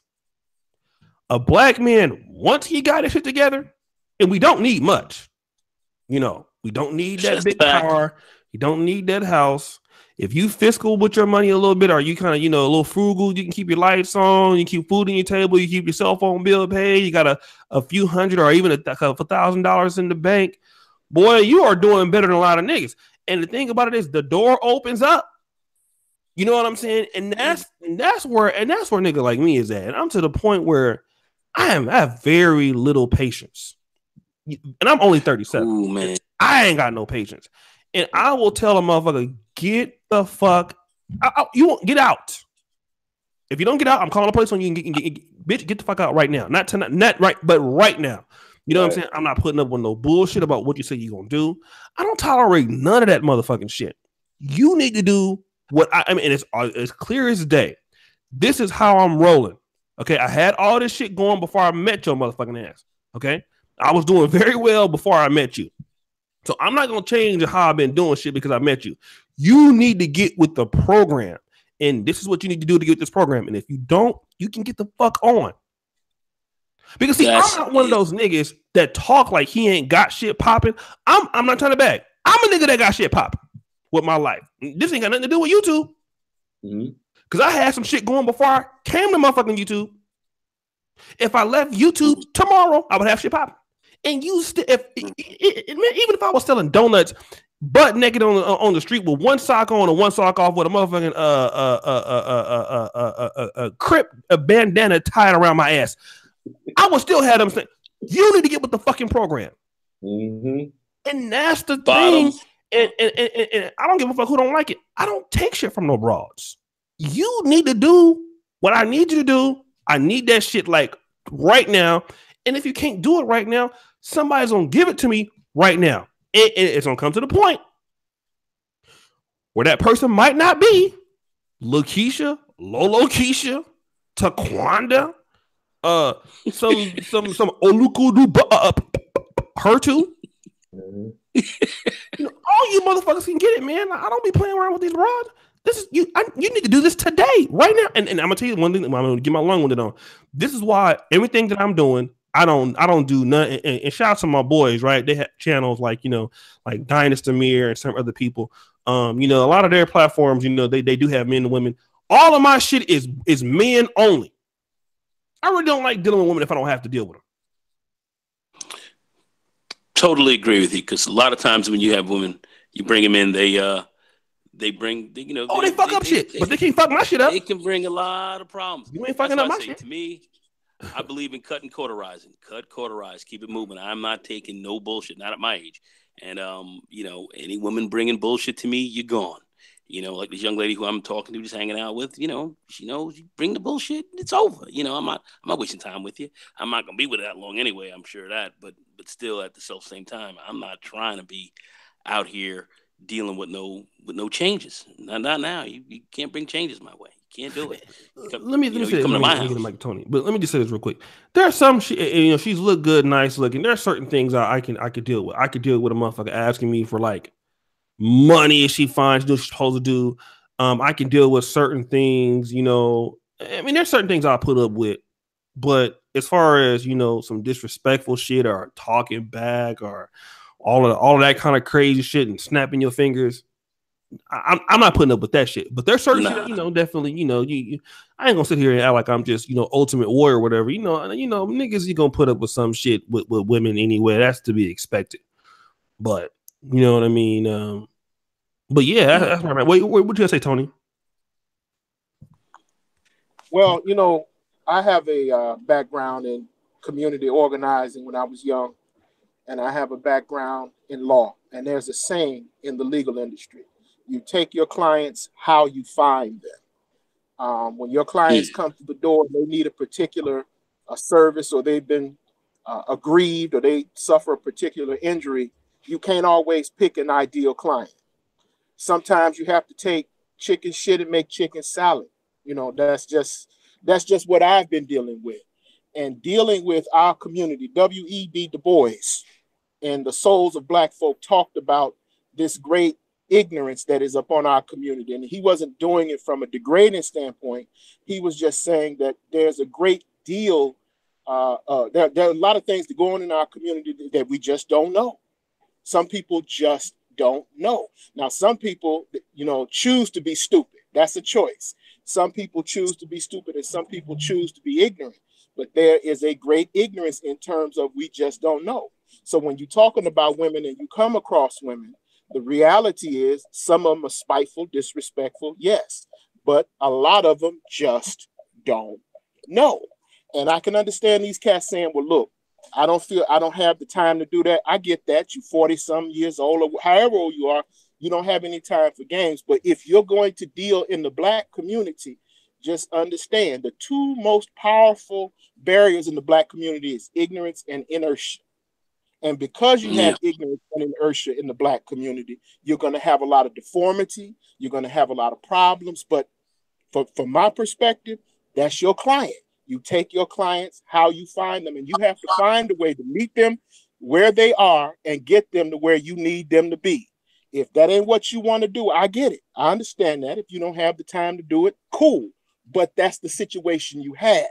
And me, I deal with the objective situations as they are on the ground. That's just me.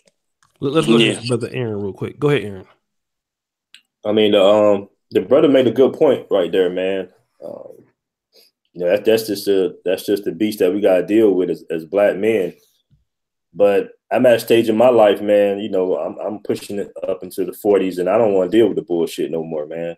I just don't. Like, I like the fact when I date women from other cultures, like even if she's like Colombian, Puerto Rican, which is really like close to our culture, we'll go back and forth. Like my little Colombian chick, we'll go back and forth, but I can get loud, what I'm saying, throw some shit, hit a wall or something, and then she'll get it.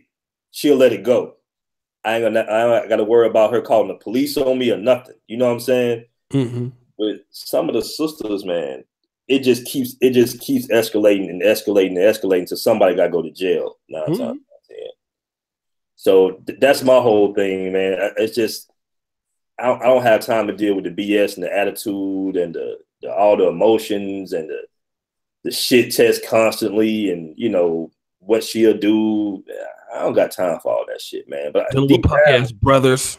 I want a sister though, deep down, because like I discussed before, I really want a son a little boy that looks like me. You know what I'm saying? I don't really want no a B2K looking motherfucker walk right. Just being honest, like nothing wrong with that. But I don't know if that's gonna happen at this point. I don't know. I really don't want. I'm not really into white women like that. But if a woman is gonna follow my program at this stage in my life, it is what it is, man. And everybody gonna call me a sellout and say I can't do nothing for the Black community. I'm like, fuck y'all. I tried, man. I've been dealing with sisters my whole entire life, and for the most part, man, it's just been a struggle. Yeah, it's been a struggle, bro. Like, god damn, like Them motherfuckers just don't stop. Poking at your ass, poking at your ass, and poking at your ass. And then when you explode, they're gonna keep on your ass, man. Like you can like I'm just gonna real quick, man. If you're dating a certain type of woman, you know what I'm saying, like Colombian, Spanish, white, when you go crazy and put your foot down and throw a chair across the goddamn your apartment or your house or something, they be like, oh shit, this nigga crazy. I ain't fucking with him. Yeah, baby, I'm sorry. But when this is a sister, she gonna throw that chair right back at your ass. So it's just like, fuck. It's like a power play. You're fighting for power. And that sister ain't gonna ever give up. You know what I'm saying? Eventually, if you stay with her, she gonna break you, man. She gonna break your ass. And now you got and now you're gonna be one of them older guys in your house taking shit from your wife. Now you the bitch. You got to pay. I've seen it many times. I've seen it plenty of times. Seen it with so-called alpha males. dudes, I mean, literally ground down to a nub, man. Ground down to a nub, dude. Yeah, man. I've seen it. Like I said, I have no loyalty. When I say loyalty, I don't have any one specific loyalty to any woman, and I'm not so much worried. I do things in the Black community, with respect to tutoring kids and this kind of thing. But as far as me, owing anything to the Black community from a standpoint of a woman or whatever, that's out. That's out of the question. So, I'm going to roll the way I want to roll. As far as really having to really seriously run around trying to mold somebody right now, nah, I just don't have it. I don't have it in me anymore to do that. I'm too old. However you want to break it down, I just ain't playing like that. Just ain't doing that. Building my business, consistently trying to make money. Keeping the bills and all that. Rolling them on. I'm not trying to deal with anyone else. I'm not. I don't need the money. I don't need anything else. Just you come to me. Be right. Be sweet. I'm down with that. You come in any other way, it's the highway. See ya. Keep it moving. And that's kind of where I'm at. Do I like sisters? Yes. But if there are other women who come in as well and they can do a good job, I'm open to it. But but sisters, I will deal with them. But you gotta come correct. You ain't coming correct. There's no reason on earth for me to have to deal with no bullshit. There's just no reason. No reason for me to put up with it. None. Zero. Let me do this real quick, brothers. Thank you, man. Y'all show some love with the likes, man. You know what I mean? I know you. I mean, I ain't gonna ask you niggas for no money because y'all gave all your money yesterday. On this, these niggas went broke yesterday on that long ass stream. It was 85 hours, so you know what I mean. I appreciate you, brothers. You know what I'm saying? I know you niggas then gave your pension on the last show, but these likes are free, man. Unfortunately, Super Chat don't give refunds, brother. I know you mad. Likes it. Yeah, get them up, man. I mean, 31. We got the players in the building, and I'm staying up late to entertain you because you know what you niggas will say. Oh shit, we need more shows. We need more content. So I got on Marcus Brown behind, man. I said, Marcus, man, you need to do more live streams and shit. And I don't know if Obsidian might be a little sick because typically he does a live stream like he be doing like 2 of them a day. And Obsidian, I hit him. So I hit him up. I haven't heard from him. So I don't know where he's at. Nagone and Obsidian, them long-winded kings of Black YouTube, them brothers, man, they get a stream going. That should be going until Jesus come back. He'd be like, that's a 92-hour stream. How did they do that? And Nagone be talking like, you know what I'm saying? Hey, O'Shea. Don't be cutting motherfuckers off, man.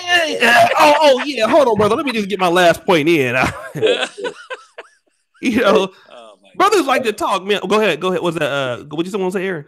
No, I was just saying, ain't nobody messing with your boy Edward, man. Edward, take that motherfucker over on your ass, boy. But he be saying some real shit though. That's my boy. Yeah, and speaking of the devil, here he come right now. He went. I got a poll right now for the Mr. Long-Winded. He is beating the hell out of it. And Alan Roger Curry is long-winded as fuck too. Oh yeah. But you know what it is? These Black men have not had a chance to speak. And a lot of times I do these shows. Thank you, brother, for the donation of $5. Kevin Green, the Sandwich Fund. These Black men just want to talk, man. They're just like little kids. They just want someplace. Black men have been so long where they haven't been able to talk. I have brothers, man, email, can I get on the stream, brother? Can I get on the stream, brother? Can I get on the stream? I just want to say something. Black men want to talk, man, and that's why I keep these streams going because you motherfucking niggas can talk. Y'all niggas skin. Oh my, and Tony, I got to get my brother Tony, boy. Tony will give you a sermon. You'll be on the phone. And I remember one time Tony was talking so much, the battery died. I had to, hey brother, I didn't hang up on you. It was a forced hang up. But you know what it is? We just so glad to be able to get in our own male spaces and talk about this shit and tell our story, because for many years, I got to take Obsidian's talking point. They have not been able to hear from us. But now, listen, I will get some coffee. I'm gonna let these brothers come on here and be long-winded, because y'all need to hear these brothers talk. And let me just say this, but I'm getting my long-winded on. Shout out to Edward. I just want to say this one thing. Black men need to start forcing the conversation. We need to force the conversation. And the conversation is that black men, and I'm with Obsidian 100% on this, need to force their considerations and needs and desires. Even for the brothers in Britain, when I had that podcast, was on Saturday, them dudes was happy to be talking. You know what I mean? Mm-hmm. And it's therapeutic for a lot of brothers. What'd you say? Somebody was saying something? Nothing.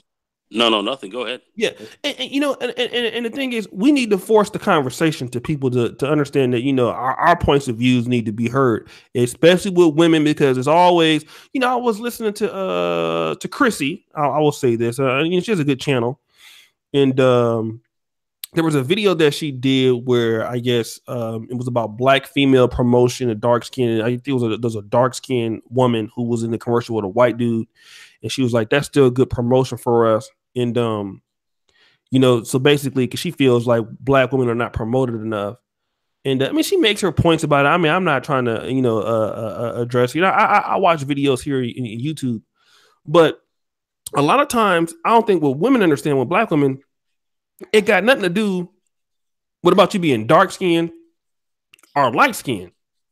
Because you can promote that all day, and I think that's wonderful. That's fine. But I think the issue is that a lot of brothers do like dark-skinned women or black women, and it's not the fact that you can promote them all you want, but the thing that's going to get promoted is that attitude, and that attitude is a problem. That's the real reason why black women are not winning. Yeah. Anybody want to weigh in on that? They use colorism as somewhat of a deflection. I peeped that. Like, they'll all say that, all black men just want light-skinned women. I'm like, man, I know a lot of brothers, including myself, that love dark-skinned women. It's just the fact that y'all feel like they feel like, you know what I'm saying, light-skinned women don't have as much attitude as the dark-skinned girls, and brothers, wine and dine. I've been told this plenty of times that, you black men are wine and dine all the light-skinned girls, but the dark-skinned sister got to sit her ass at home and Netflix and chill. I'm like, it's not that. It's just the fact that y'all be having some motherfucking serious-ass attitudes. And that's the fucking problem, man. Nobody feel like dealing with that shit. That's the bottom line. Bottom line. Like dealing with that shit, man. And sometimes, I ain't gonna lie, man, I would say that sometimes society, lighter complected women might have it a little easier, but that's nothing that we control. You know what I'm saying? We don't control like the narrative in the movies that always have the light-skinned, woman like Gina from Martin on there, and then Pam will be the little single independent woman and shit. That's been ingrained into our culture for a very long time. You can go back to the movies of the 60s and 70s, and they had like little light-skinned, women playing the, princess in the A role, and the dark-skinned woman having to play the B role and shit. So that's nothing that we can control, man. But yeah, I love dark-skinned women, man. I actually prefer dark-skinned women. I like dark-skinned girls, man. Well, I would say with a lot of light-skinned women, they seem to be a lot of them act at times a little bit more feminine. Some of them do, Some of them that do. Is true. That's a fact. I know some of them, some women here don't want to admit that, but that's a fact. But on the whole, it really is an attitude thing, because if you're beautiful looking, dark skinned women and your attitude's right, there's no problem. You beautiful looking light skinned woman, and your attitude right, that's not a problem. It's the attitude, and that's what a lot of them don't want to deal with. Some are starting to get up on it a little bit and say, okay, well, maybe we got to adjust that a little bit. But the attitude is where it's at, and brothers are just not. brothers have a lot of brothers, especially if you're about your game. You got zero kind of a zero tolerance policy on bad attitude. You know. Let me say this real quick. Shout out to Howard Cooper. Yo, what's up, y'all? Thanks, brothers, for the donations. Shout out to Cooper. I like to see people donating. That's not the moderators though, because they always holding it down, man. So again, I got some of you new brothers. I know some of y'all got $1 from me now, because y'all know I'm gonna take your money and buy some midgets with it. That's what I'm gonna do. I'm gonna just keep it real. I'm just gonna tell you straight. You put $1 in a super chat, I'm gonna buy a 3-legged midget. That's what I'm gonna do with your money. So you might as well go ahead on and help a nigga out. All right. New people though. I don't see no old niggas for the chicken fund. Do it for the chicken fund. Before we get to Tony, I wanted to say this real quick. The thing about it is with a lot of, our women, it's just, okay, we don't need to really change anything for you niggas. You niggas ain't worth us changing shit for. That's really what it is. It's like, oh, well, we're not being promoted enough, but we ain't got to change. And nothing wrong with us. And I think that's where we are at. And I think a lot of times too, where, as a black man, you get tired of being like, okay, I want you to, can you change? I mean, sisters, we really love you. Sisters, can you change? Sisters, can you please, sisters? I mean, I really want you to change. I mean, how can you sing this shit? You can send it in a motherfucking email, and these motherfuckers don't. You can keep sweat this shit. I mean, even in the 90s, it was all songs about, when will I see you smile again? Always what we did and all this shit. That's all black men was doing was we taking the blame for, even in the R&B music and shit like this. Nigga, let me tell you, it's a new day now, nigga. Now is the song's gonna be like, bitch, if you don't get right, you're gonna get the fuck out. You're gonna get out, bitch. That's a new song. Negro Manosphere Records. These are facts. Repeat hook. Get out, bitch. That's it. These are it's facts. A new day. And that's the thing. And black men are not coming to the motherfucking table talking about, will you change? Will you do shit? Black men are being like that because niggas is we've been comparing notes, right? So when you see brothers like Nagone or brothers like Aaron Ferris make these travel videos and shit, niggas is like, okay, passport costs $170. Okay, I need to go here to exchange money. Okay, I can stay over here at Airbnb. Okay, now brothers are starting to compare notes. Now niggas ain't singing shit no more. That's right. And I'm in Poland. I can't promise you nothing, but if you keep fucking with me, go ahead, Nagone. I gotta put this on Patreon now because I didn't too much. you are killing me over here. I'm just laughing because you are talking the truth. So that's at the end of the day. That's how you have to look at it, brother. I believe brothers should travel. That's my view. Brothers should be out there, out and about. I think that helps to see other. To always expand your options. That's a big thing for me. But for the brothers that, let's say, are going to be here and are not going to do that much traveling, I'd say keep your standards high and take a lot less shit. One thing I have to say about the Black Manosphere, as far as really putting this on blast, that's why you've had so much, kickback from a lot of these sisters. They really did not like these criticisms. They didn't like being put on blast like this. They just didn't like it. And they want to call it hatred or whatever. It's not hatred. It's just just being critical and calling out a lot of truths. And it's been tough for a lot of them. Some understand it, others don't. But my view is keep cranking the message. Just keep cranking that out. Maybe we'll see some change from it. But at the end of the day, if they don't change, of which you're not going to really have a lot of control over that either. Don't worry about it. Just do best for yourself. Fine. There's some right one out there that I'm sure you can find.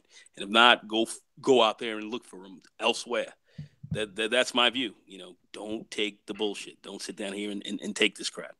No need. No need. Let me just shout one person. I want to get Tony. I feel you, fellas. That's why I'm open to all women. Let me tell you something. There's a lot of you matriarchal simps out there, man. I was on the podcast with Dynas, man, and I was feeling a little energy, from the crowd, and there was a brother that was on the platform. Shout out to him. But you do have these brothers that have this I want to save the community mentality. We gotta come together with black women. And I'm one of the motherfuckers, man. I'm not as adamant as Obsidian is about it. I don't talk about it as much, but I'm in 2000% agree with him. It's keeping women out of brothers' conversations, and as long as I got breath in my body, and I'm adamant, I will keep them out of it. There's gonna be none of that here. As long as I got anything to do with what is called the black manosphere, I will keep women out of any big time decision making or any type of move. There will be Marcus Love always say there will not be any infiltration into the holy temple, and in women's places when it comes to black men. It needs to be on some nice magazine cover. It needs to be in as a companion or a wife or something like that. That ain't got nothing to do. Y'all gonna have to do this. This is not about you, okay? Mm-hmm. And I'm gonna be on your ass. You will never ever get this. I will die first because y'all not gonna win this war. It's not gonna happen. You won't win. And I had somebody threaten me on Facebook the other day before you, Tony. Oh shit, I know you don't hate black women like Donovan Sharp, and somebody mentioned Tunde Umana. Said, but those people are going to be exposed. We're going to take them down. I said, let me tell you something. I said, if you take them down, don't you know that another group of brothers are going to just prop right up? Because she said, I want to bring black men and women together. You're never going to bring them together. You can take them down, but you will never be able. What has been done has been done. You know what I mean? I love our women, but I think here's the thing.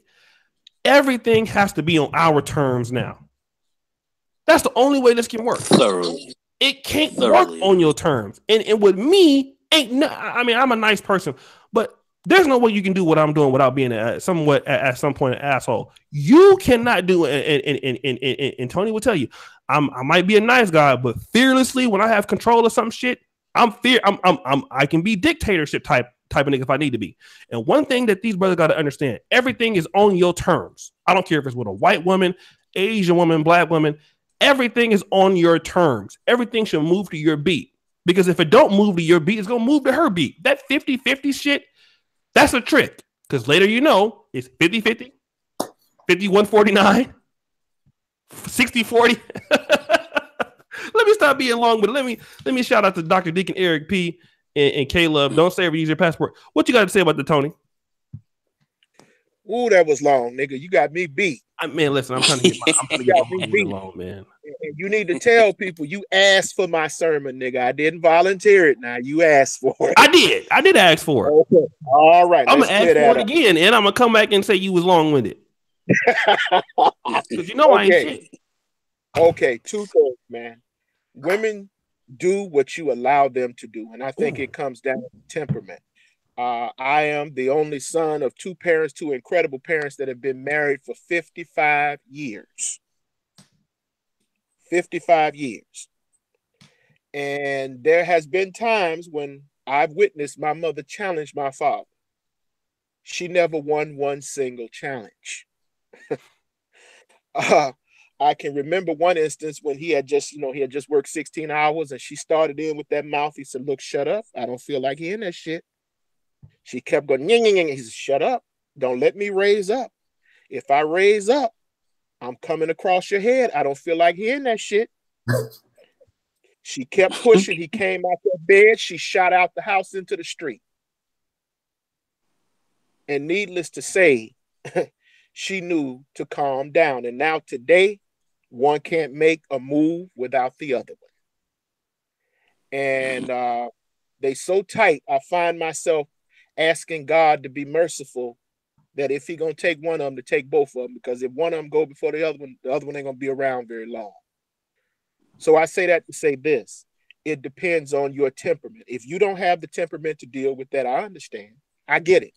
If you feel that you've rested, that you've obtained your fruits and you want to rest on your laurels and enjoy your fruits, by all means do that. But my thing is that in the real world, people move and they obey power. I mean, at a very base level, people obey power, and that includes women.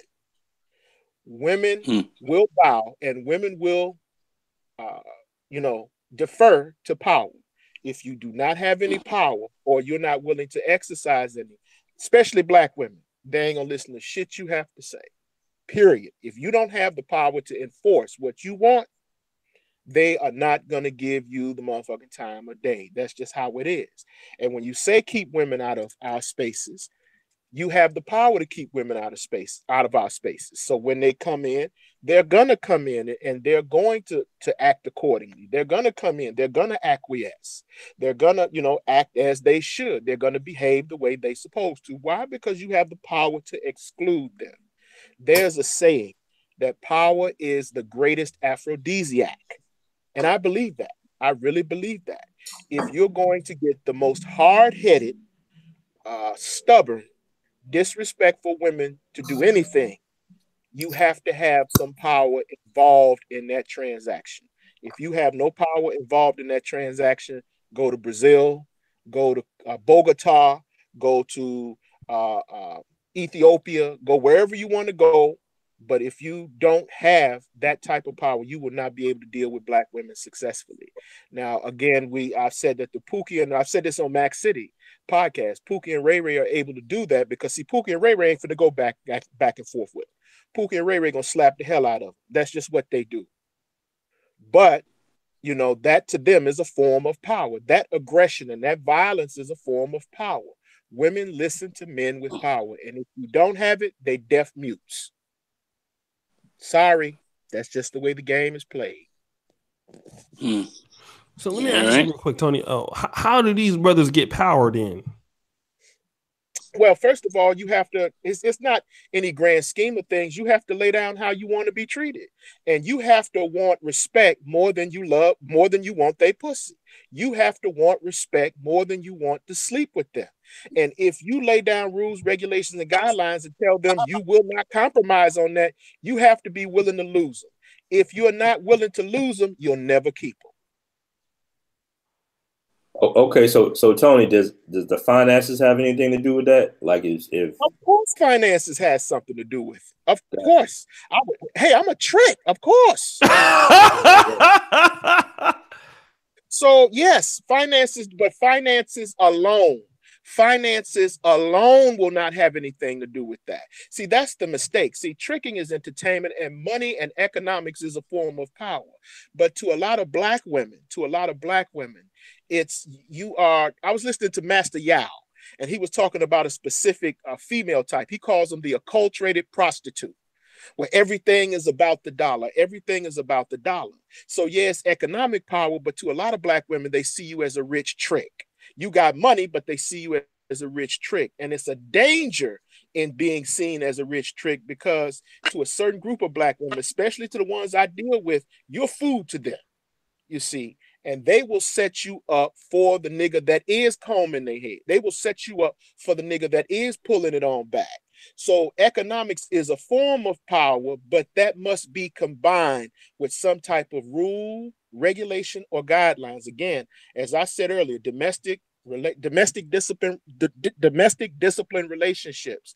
That's the only thing that's going to fix these problems, because again, a lot of these women are still children. Their emotional development have been prematurely arrested. They are women, but they're not adults. They're over 21, but they are not adults.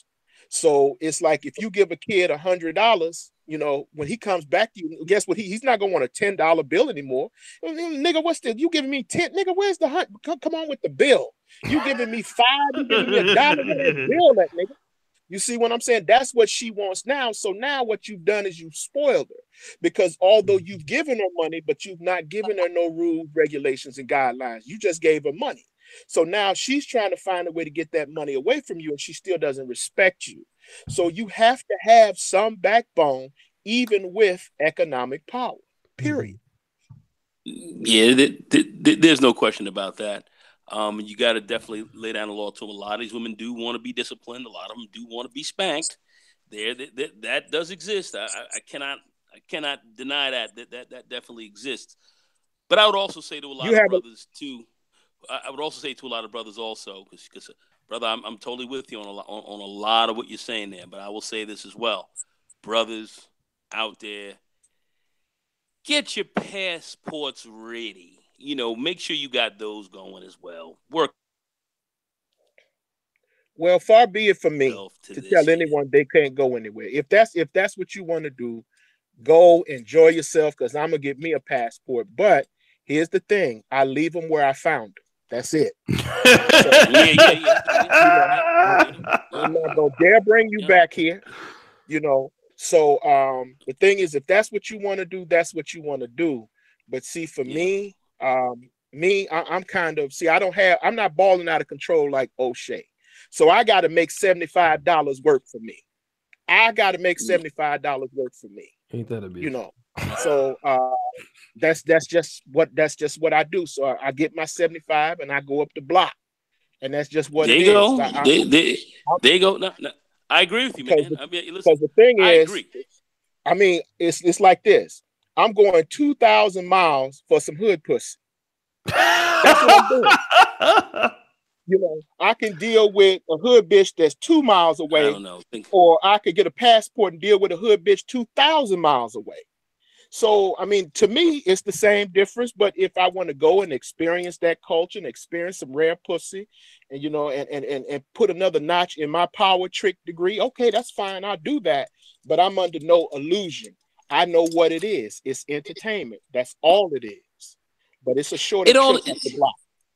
it all depends on how you say it, because it's not so much the block, because there's a lot of different things that are involved in travel, which is just not just pussy, because pussy is Exactly. pussy. Exactly. There are other things involved. So I don't leave it. I don't. And I've traveled extensively, and one of the things I loved about Brazil was the culture. There were a lot of things about that culture that were going on that I really embraced. But anyway, yeah, this brother was right, talking about, if you're going to stay local, you got to handle things a certain kind of way. That's why I have some real serious doubts about this thing working out well here in this country especially in the short term, man. Things are rough. I mean, there's a lot of dysfunction, really trying to fix a lot of it. Good luck with that. That's kind of how I'm looking at it. If you're coming at me sideways, you're gone. As far as any commodity is concerned, I'm considering myself to be more of the commodity than them, and that's how I see it. I got the bigger house. I got the bigger shit. I got the bigger bank account. I'm the shit as opposed to that. So that's how to the others. That's how I'm dealing with it. So, folks can, roll with it in any which way you want. But my view is stay in charge, stay in control of your game. And if these females are coming at you sideways, man, don't just don't deal with them. That's my view. Just cut, cauterize, keep it moving. Yeah, I'm gonna just say this really good to Aaron. I'm gonna shut it down in a minute, but I'm trying to get long winded, man. Tony got me on the clock. But I just want to say, the older that I'm getting, and now I'm 37, the less and less are am I really focused on.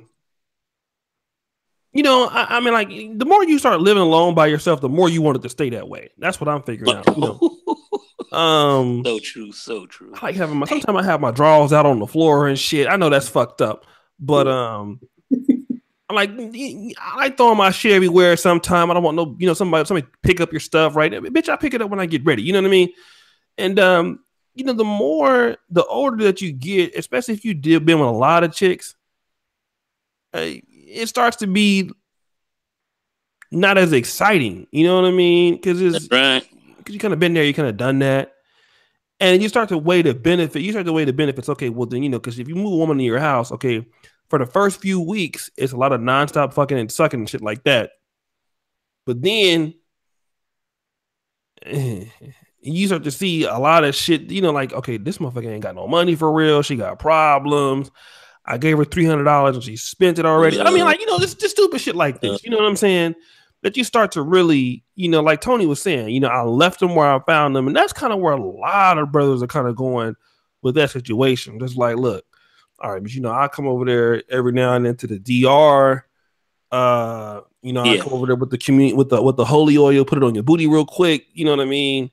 Yeah. And I'm going back. I mean, that's kind of where black men are at right now, man. We kind of like, all right, look, we'll come over there, and God forbid if they ever make prostitution legal, like brothels or something like that, it's going down.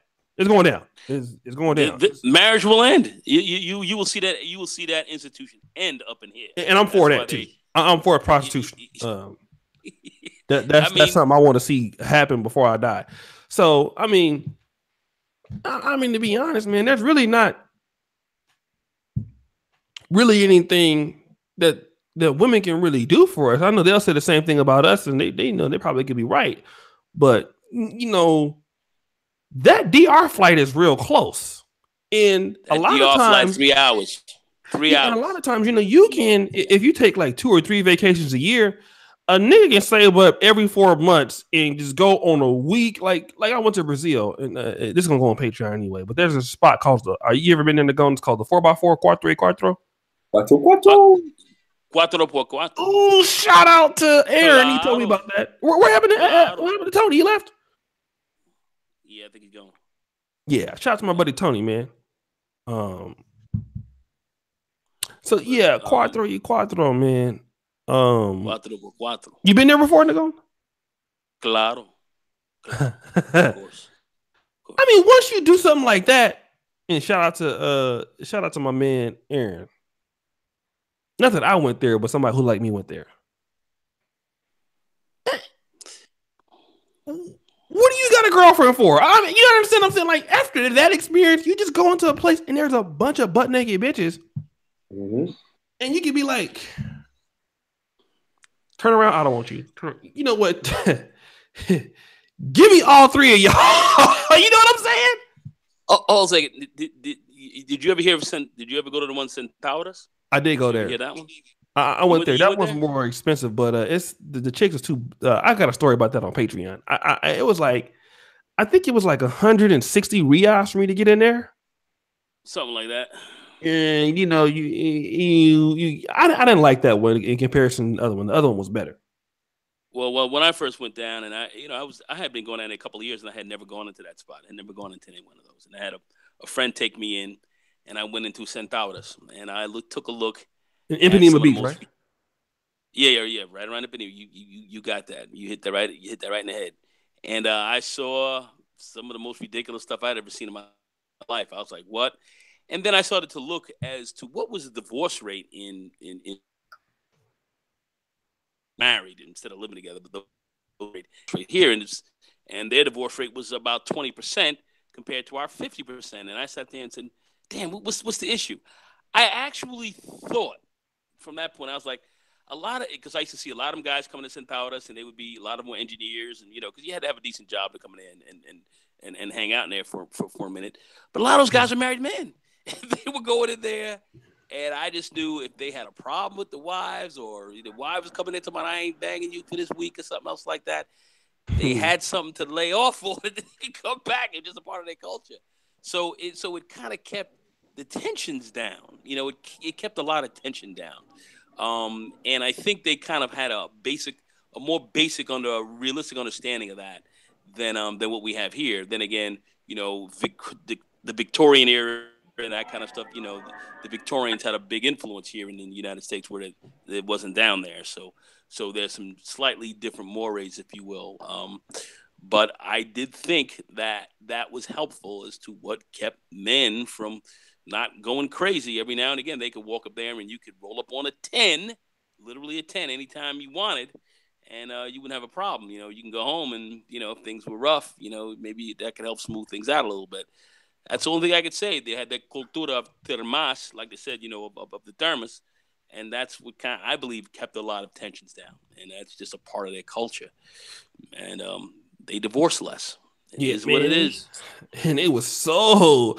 I mean, shout out to Marcus. I know he on, but shout out to Aaron. He told me like, man, look, when you go in there, you go see you walk in, it's gonna be a big 7'8" nigga with a little sports coat on, like Andre the Giant. You gonna walk upstairs. It's gonna be some old bitches with a price sheet. And man, I mean, just to experience that, man. When you do that, you don't even want to come back and deal with no dates, nothing like that. What the fuck are you talking about? You know what I'm saying? Nah, man. Nah, you want to go where, bitch? So, wait, Cheesecake Factory. You become jaded.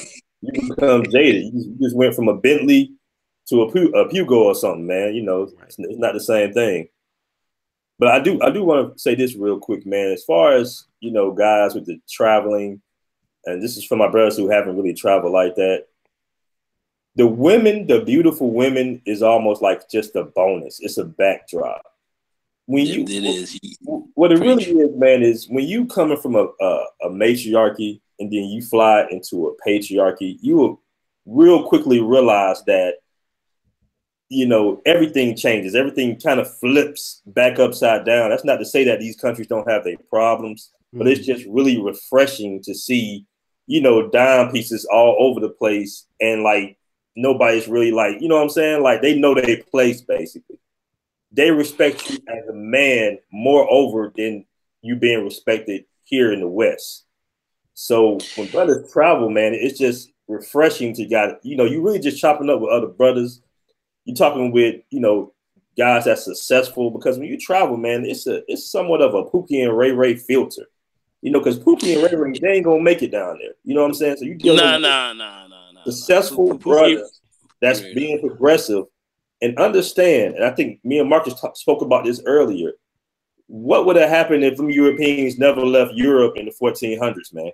You know what I'm saying? Like when they left Europe, the first thing they did was they asked about the resources and they asked about the bitches.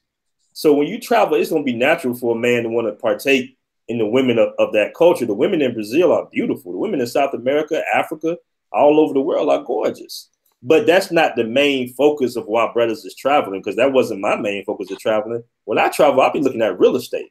I've been looking at business opportunities, man. And I look at the brothers I'm meeting down there that I'm traveling with, and I'm saying, like, man, how can we pool our resources together, and how can we free ourselves so we can have some financial independence? Because we might be able to find a little city in South America or Africa somewhere, because the things are so different. Like, I'm not trying to be long-winded, but everything is not based on agriculture anymore. You can find some land in Uganda somewhere, get a warehouse and put a whole bunch of servers in there, and now you got you a business. You're making millions of dollars a year just like that. You know, all because you explore different opportunities. The world has become global now. You don't have to sit here in America to get all your bread anymore, man. And as far as tricking off of you know, going down the street, trick off versus going 2,000 miles, ain't nobody going 2,000 miles for no pussy, bro. That's not it. That's like just a little. That's like the little extra brother shit. You are speaking the truth. Real talk. You are speaking you are speaking the truth. A lot of cats don't understand that. You know, the shaming tactics come in. I don't want to say anything, but the shaming tactics. Oh, he going 2,000 miles to get some pussy. Nah, not really. No, it's a whole different game going on with that. That's why I say for brothers, get your passports ready. Make your moves. Start to get around a little bit. O'Shea's out there. O'Shea been around a little bit. O'Shea knows what's up. I haven't been around like you, but I'm. Nah, O'Shea, you've been around though, because I ain't gonna lie. I was looking at you, man. You know, over there, cold swaggering over there in Uganda and all that. I was tight. I was like, oh, I'm hating on this nigga. Look at him, damn. You know what I'm saying? I was like, damn. Like, no. So I was like, that was tight. So you know, this is what you got to be doing out here, man. You got to see things from different angles, and that's the problem with a lot of us. The shaming tactics of, oh man, you know, you going overseas to get some ass. It's never about that. But you know, but a lot of dudes want you to make you think that that's what it's all about, when it isn't. When you start to experience other cultures, it's a lot different. So that's why I say brothers should definitely, if you can get around, do it. If you can do it, please try. I want to say something real quick. Could y'all hear me? Yeah. What's up, Marcus? Yeah, What man, up? what's going on, y'all? I ain't even know the name of this chat or none of that. I just got the invite and hopped on because I'm in traffic. But bro, like the same people that be criticizing or be talking shit like y'all just going out there for some ass, these are the same niggas that's blowing up my Instagram because they liking every picture they see me, every chick they see me with. Now they asking like, hey, is that a working girl or is that just a girl you know? And I gotta ask them like, bro, why is it important? Like, why is y'all following me so heavy to be so critical of what it is that I do or wherever I go? So I don't even like I listen to that shit and I laugh because it's about pussy to them. That's a lot of projection. Right. Yeah. Like Yeah, I yeah. can be taking pictures with anybody. Everybody I take pictures with don't mean I'm smashing them. But it's pussy is on the mind for so many men, especially on the internet that's doing this dick policing. It's to the point where that's all they think about. So they think that that's all you think about. And remember, And there's a certain degree of hate involved in that as well. That's a part of it. Don't fool yourself. That's a part of it as well. Mm-hmm. No, that's definitely true. Let me just shout out the brothers out. I like I said, I know they got Marcus on. I'll stay on for a little bit. I'm in time to go, but I give y'all exactly 20 minutes. Hey, O'Shea, I'm gonna have to give it any bounce, my brother. All right. All right, man. We'll be back tomorrow. But I got a good topic tomorrow, brother. Thank you for coming on, family. Man, hey, listen, you brothers, man, it's great rap with y'all, man. You know, y'all keep your minds open. You know what I'm saying? Keep all ideas open and keep terrible fucking females. I don't care what race or color they are. Keep them out your ass, man. Keep them out. But anyway, brothers, y'all be good. O'Shea, man, talk to you, man.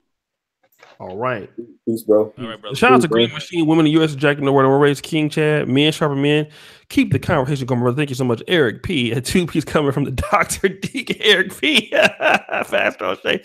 Caleb, don't say ever use a password. Green Men. Oh, Mr. Grandeur, bye too. Shout out to my brother, Green Machine. I feel you, fellas. So I'm open to all women. Yeah, I just want to, you know what I'm saying, for all these niggas, like I did a video the other day talking about like a lot of these niggas that's like kind of broke, and I ain't the richest nigga in the world. I don't know why Tony Maceo said that, because he's the eloquent speaker, man. But you know, even you know, the thing about it is this: a lot of niggas who don't have it, let's say like some of you brothers who've been places, they'll try to keep you on the, you know, the plantation more so than anybody else. You know, a lot of times black women might not really be tripping off for like where you going, but a lot of hate comes from black men. You know what I'm saying? You know, oh, you had to go, but them niggas be wanting to go, man. Like, don't let these niggas who ain't doing nothing with their life, you know what I'm saying, hate on you because you're trying to do what you're trying to do. You know what I'm saying?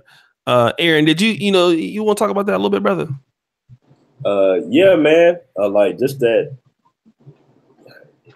It's crazy to me, man, because a lot of white guys ain't got to go through that. You know what I'm saying? Like when they travel, they can do whatever. You know, like today I had a family member and tell me like, don't lose myself in Brazil. You know, follow God, stay with God. I'm like, okay, you know, all right. You know what I'm saying? Like, here we go.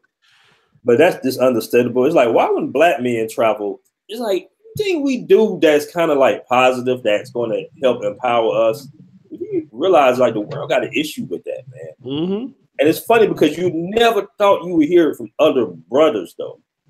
It's almost just like, man, you just going overseas to fucking impoverished women and shit. I'm like, who the fuck is fucking impoverished women? What? I be look, them the people I be wanting to talk to, bro, because like they using the same talking points as a lot of misinformed women. And we just had this conversation. You go down there and you see girls, working girls, regular girls, like people down, everybody's not poor. So we got this messed up image of anybody that is not from the United States is poor. That's not true. A lot of these chicks is making more money than some of the dudes that's going down there spending money. Mm-hmm. The same with the hustlers and all. I'm sorry, I didn't mean to cut you off, bro. Like I'm just kind of amped up because I'm out here in traffic right now. Like I see both sides of this spectrum, from like the hate that we get from our own kind, the hate that I was just walking through the mall and look, you come back jaded in a way. I heard somebody say that earlier, but what's funny is like you get to see the hypocrisy in everybody else. I can't even look at the chicks out here right now without them feeling like I'm not allowed to do that or some shit. Like eye contact, it mean different things in different cultures. You look at a chick in one country and it mean, oh, okay, I like you, you like me, let's do something about it. Oh, over here, it might be different. It depends on who you are. If they feeling you, then they gonna reciprocate. If not, then all of a sudden, you know, they fold and do all of the SJW, political correct. I'm afraid, that type of shit. But man, fuck, I'm on some troll shit today, G. Like, fuck whoever mad, bro, because that's they not speaking from experience. That's what I want to say. Yeah, man, most definitely, dog. I'm not a rich dude or nothing. I just manage my money. You know what I'm saying? I manage my money and I put traveling, you know, up there. It's something I just have to do. Because when you travel, man, it's like you relax, you know, you can breathe now. You know, It's a retreat, like, oh, go ahead, my bad, bro. no, I was just saying it's just a breath of fresh air, man. I be seeing brothers with their heads down, you know, mugging, mad the world and shit. And I be asking them, I'm like, man, you know, you got a passport? No. I'm like, dog, you gotta travel, man. You gotta open up your mind, travel, read more, exercise and shit like that. Like it's tough out here. It's not an easy path that we have. We have to face a lot of roadblocks. And the people the women that's supposed to be helping us, they're doing their own little thing, whether we like to admit to it or not. Black women got their own little movement. And I love them, yeah. but they go to Mocha Fest. Edward put me on that. When I saw that Mocha Fest shit, Edward talking about, I was like, what the fuck is that? Well, that shit had me just like, man, what the fuck? Like they should have never told me about Mocha Fest. I'm finna be trolling. Like Mocha Fest, yeah. Cancun, spring break. Like I know the little twerk spots and the spots for the girls' vacation, Mardi Gras, little stuff like that. But and the crazy thing about it, brothers know about that too. I mean, cause I guarantee you, like somebody in the chat, let me hit a note. I can't see the chat right now, but every brother know some sister, and hopefully it wasn't your girl at a point in time. Everybody knows somebody that went to one of them spring break parties, or that went to like you got a friend that got a cousin that's asking the other cousin to go to them out of town or Miami or something like that. We already know what them girls trips be about. But for men, for black men specifically, we gotta live under the pressure of traveling with your lady. That's the only time a lot of brothers even get to go anywhere, is if it's with a lady. Exactly. And what I be trying to tell people is moving around, traveling for me, it's about going somewhere either by yourself to expand your horizons or with your brothers, with your family. That's how y'all get away from the madness that is work, that is your household, like all the stuff that you got to deal with on a regular basis. And you get away with your bros and y'all chop it up, y'all talk about life, y'all laugh, y'all bullshit, and y'all experience the culture or wherever it is that y'all at. I wish that some of the guys that I went to the DR with was more out in the open about it like I am. Because motherfuckers got stories about me. I got stories about them. Like, you can hear all type of shit about, hey, remember that time Marcus was drunk as fuck and was saying, fuck your couch, nigga, and all this. Like, them the type of memories you want to create. And you can't do that shit on the corner or in the club every day. Like, in your hometown. You want them type of memories that when y'all old ass men, maybe someday you start a family or you married, and then when you settle down, I could be the type of person that's like, hey, I remember O'Shea was a wild boy, man. Hey, them was some good ass times, them was some good ass memories. But brothers is missing out on all of that because we sitting up here trying to meet American female approval, and they'll never approve of you going out doing your own thing, doing what you want to do. Man, I have a little bit of a blue pill simp story from back in the day, though. This is back in the day. This is like maybe almost 10 years ago, man. I was dating a female. She was my girl. And she would go to Jamaica once every 3 months, dog. Real talk. And I had no clue, no indication of what she was doing out there. I thought it was kind of strange that she never invited me. You know what I'm saying? But it's funny because when you're a blue pillar, man, you just overlook so much shit. You know what I'm saying? You just want to assume that she's not out there getting gang banged by the Jamaican, you know what I'm saying, the Jamaican gang bang boys or whatnot. But that's kind of more likely that's what it was. Yeah, I got one a little dude out there or some shit. So Man, that's I crazy. got one for you along the same lines. I used to date a chick that was bad, and I thought that was a benefit for me. Like, yeah, my girl like girls, nigga. We going what's up with this menage? And Yeah. we had our fun like that. But eventually she started going to gay parties and shit. And that was like her little alibi because she know I'm not finna be in no gay party. And I'll be like, hey, baby, what you on tonight? She going out with her girls. She like, you wouldn't be interested because this is like this is a lesbian party, a dyke party, whatever. Man, that's an alibi. Whether it's a dyke party or not, ask yourself, when your chick start doing shit like that, start asking yourself, if the roles was reversed, would this be okay for me to do? So Exactly. if I went to a party with my guys and I was like, oh, well, baby, you wouldn't want to come to this because this ain't your type of party. Like, how would your chick accept that or receive that? She ain't going. She'll be like, nigga, what? You finna do what? Mm-hmm. And that's all you need to know right there. Most definitely, Wait, bro. how did you catch her up though? Did you catch her up? Did you catch her like? How did you catch her slipping? Well, no, I never call her up with another female. I'm just saying, like, thinking with Yeah. my bad. What Aaron was saying, when you start thinking back on things that you used to let slide. So I never call her doing anything, but just off the strength that I was willing to accept like a weak ass alibi like that. Let me do this real quick. Shout out to Brown Sugar Baby. I'm assuming this is a woman. So thank you for the donation. Appreciate you, boo. And Tony, I sent Tony the link. I sent another invitation. Tony Maceo. Shout out to Tony Maceo. Let me say this. God damn, I'm tired as hell. I ain't doing no show tomorrow night. Let y'all niggas know ahead of time. I've been busting ass all week, nigga. Listen, I'm gonna be a little more upfront with the shit. I walked in the club, instantly started tricking. I really don't give a fuck who don't like it. You know what I'm saying? This is you. Hey, listen. I'm just saying, nigga. All women want money. Don't matter if it's in America, it's wherever it's gonna be. You gotta pay, nigga. So you might as well have some fun while you're doing it. You know what I mean? And like I said, traveling is fun, dog. It is. Mm-hmm. I mean, I could just say this real quick. When I came to Poland in 2015, September 15th, I landed here in this country. I didn't even have a phone charge or nothing. Like I didn't. My phone died when I first got here. I had like 2% battery. I wanted to go back home, man. But me coming here was it like changed my whole life. You know what I'm saying? I'm not saying traveling will change your life, but it will change your perspective on life.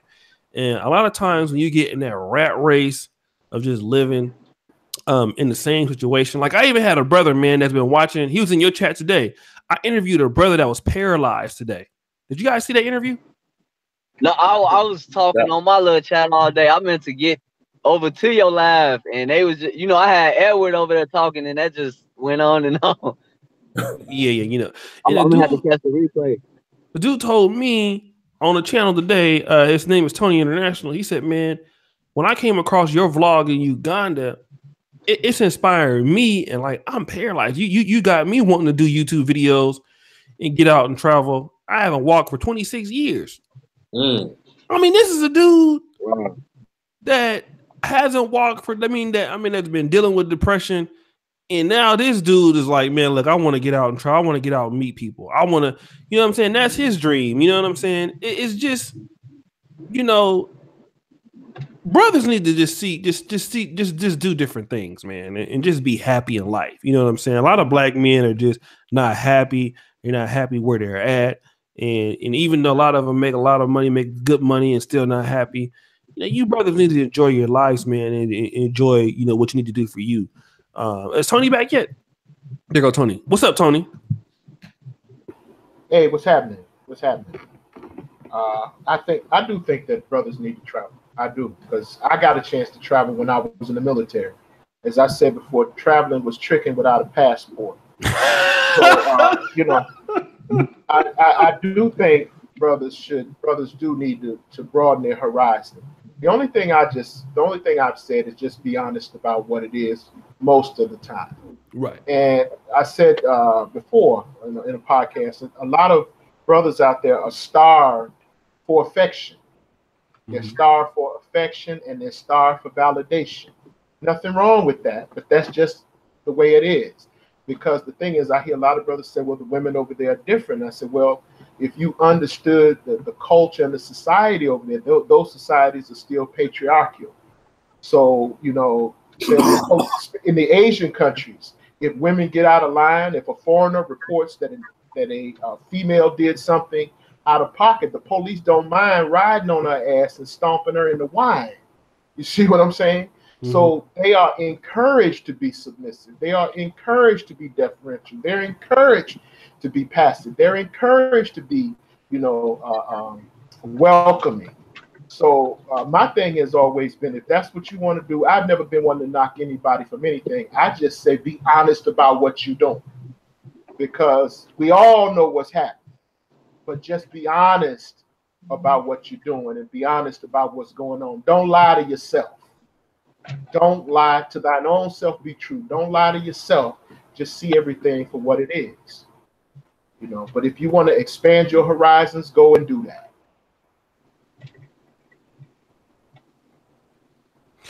Anybody got anything else wants to put on that? No, that's a good point, man. I mean, you do got brothers that go out there and go bankrupt and shit. That's definitely there, but I try to separate myself from brothers. That's all they're doing. Like when I was in Brazil, it was a cat out there that was going to Quattro every day. Every day he'll call me. He'd be like, "Hey Ferris, Quattro?" I'm like, no. I'm like, yo, bro. But this is the thing though. I found out later on that my man had just went through like a tough divorce. So I understood it. You know what I'm saying? He was about 45 and she put him through the ringer and he was just out there. He said he had him a tricking budget. He didn't go to no other spots. Those are good. A couple of hours. He said those are good. Yeah, he just like Quattro, man. I'm like, dog, I'm not going to Quattro today. I'm trying to experience a little bit of the culture. And then when I started experiencing the culture, I had to kind of veer off from, because it was him and a couple other guys. I had to kind of veer off from, them guys and be like, look, man, We'll never leave. Yeah, and we just started exploring Brazil, and that's when we really fell in love with Brazil. Because if you just stay in a country and you just literally tricking every day, I get what you're saying, Tony. Like, yeah, you got guys out there. I'm like, dog, you ain't experiencing the culture. You just going to Quattro every goddamn day. It's crazy. Hey, it was guys like that. When I was down there, this last time I was in the DR, I was down there with guys, and these are East Coast guys. It's cheaper for them to fly down there. So they from one aspect, they got more experience because they go down there when they want to go. I can't just pick up and go like that. But in another way, I feel like I got more experience out there than them, because every time, what's the point in going somewhere if every time you go, all you doing is like you on one street and one hotel room? That's all you know is one street and one hotel room. You don't know where the locals stay at. You don't know where the locals party at when they don't feel like being around tourists. Like what y'all said, man, that's when you really experience the different cultures, when you get outside of the attractions. And that's all I want brothers to do. Like, if you're gonna travel, man, fuck the female, put all the sex in the hornball shit to the side. Like, you traveling for a new perspective. Go somewhere for perspective and for culture shock, because you want to come back home feeling like I've seen something that I don't see here every day. And then that's gonna give you, like I said, more options. It'll give you the option on, okay, where can I see myself? I might not feel like I belong in America. I might not feel like Chicago appreciate me or Atlanta appreciate me. But where else do you belong? You're not gonna know until you go somewhere. Yeah. Oh, Shay, can I ask you something real quick? Yeah. Let me go ahead and shut it down. Go ahead. Okay.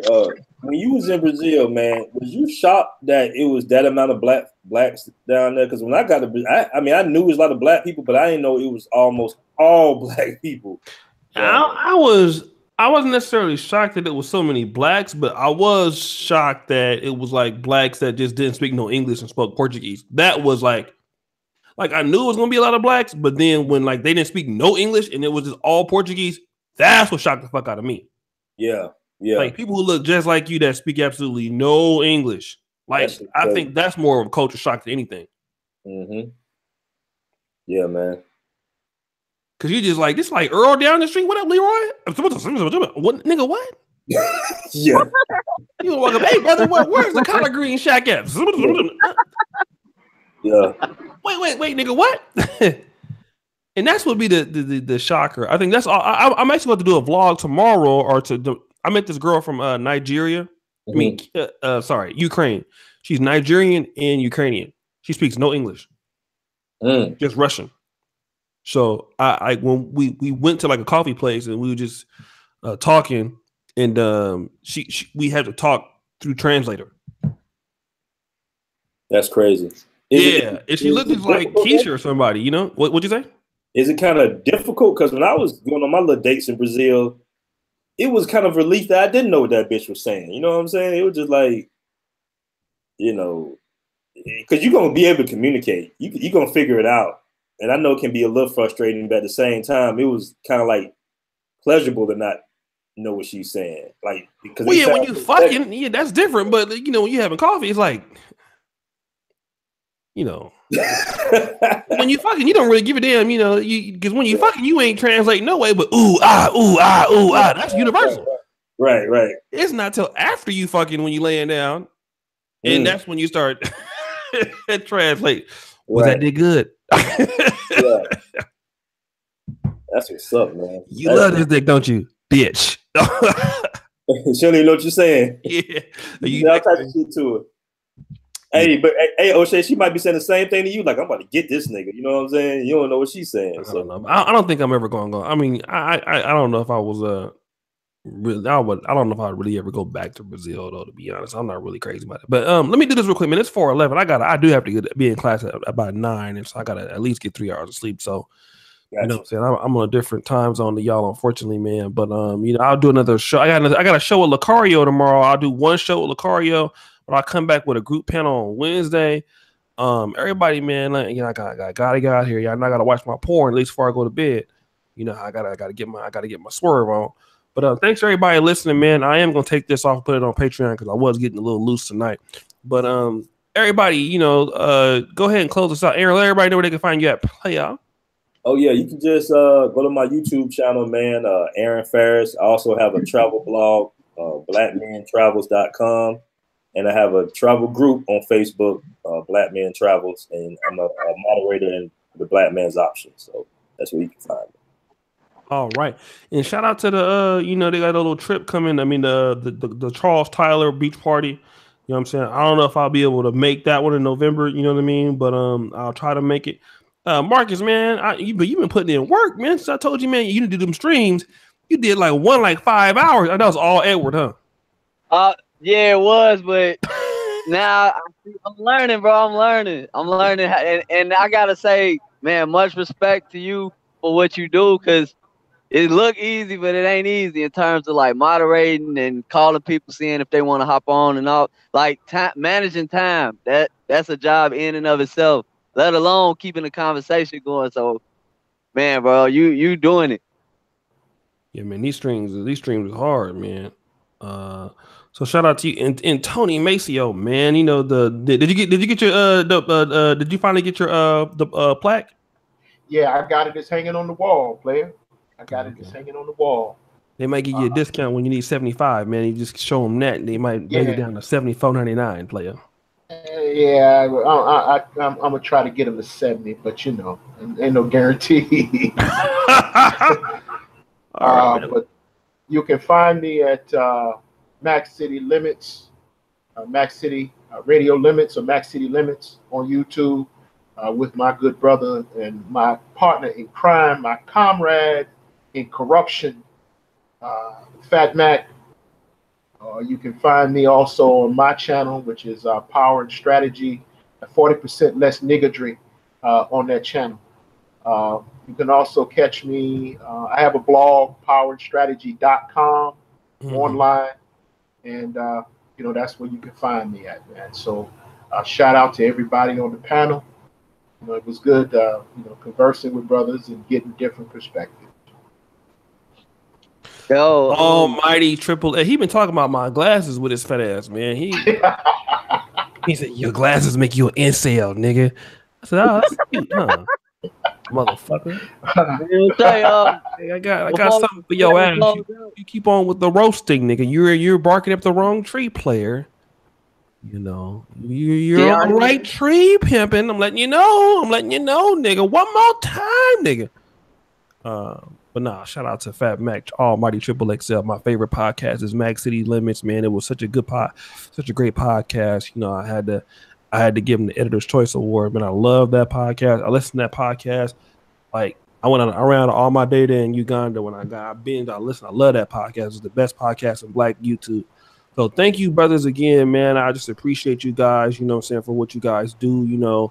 A lot of the new brothers is coming out, Eric Ferris, you know what I mean? Marcus, he always been around, but, he's starting to, do a lot more. And, I just like to see the content is changing, man, on Black Male YouTube over here. It's getting more competitive. It's getting better. The content creators are getting better. And, so when I leave this motherfucker in a year, because I'm tired of you niggas, this shit gonna be going strong. I'm definitely getting the fuck out of here. Okay? I'm tired of niggas. I'm tired of y'all. All right? Not the panelists, but you subscribers. All right. Peace, everybody. Love you guys a lot. Peace out. All right.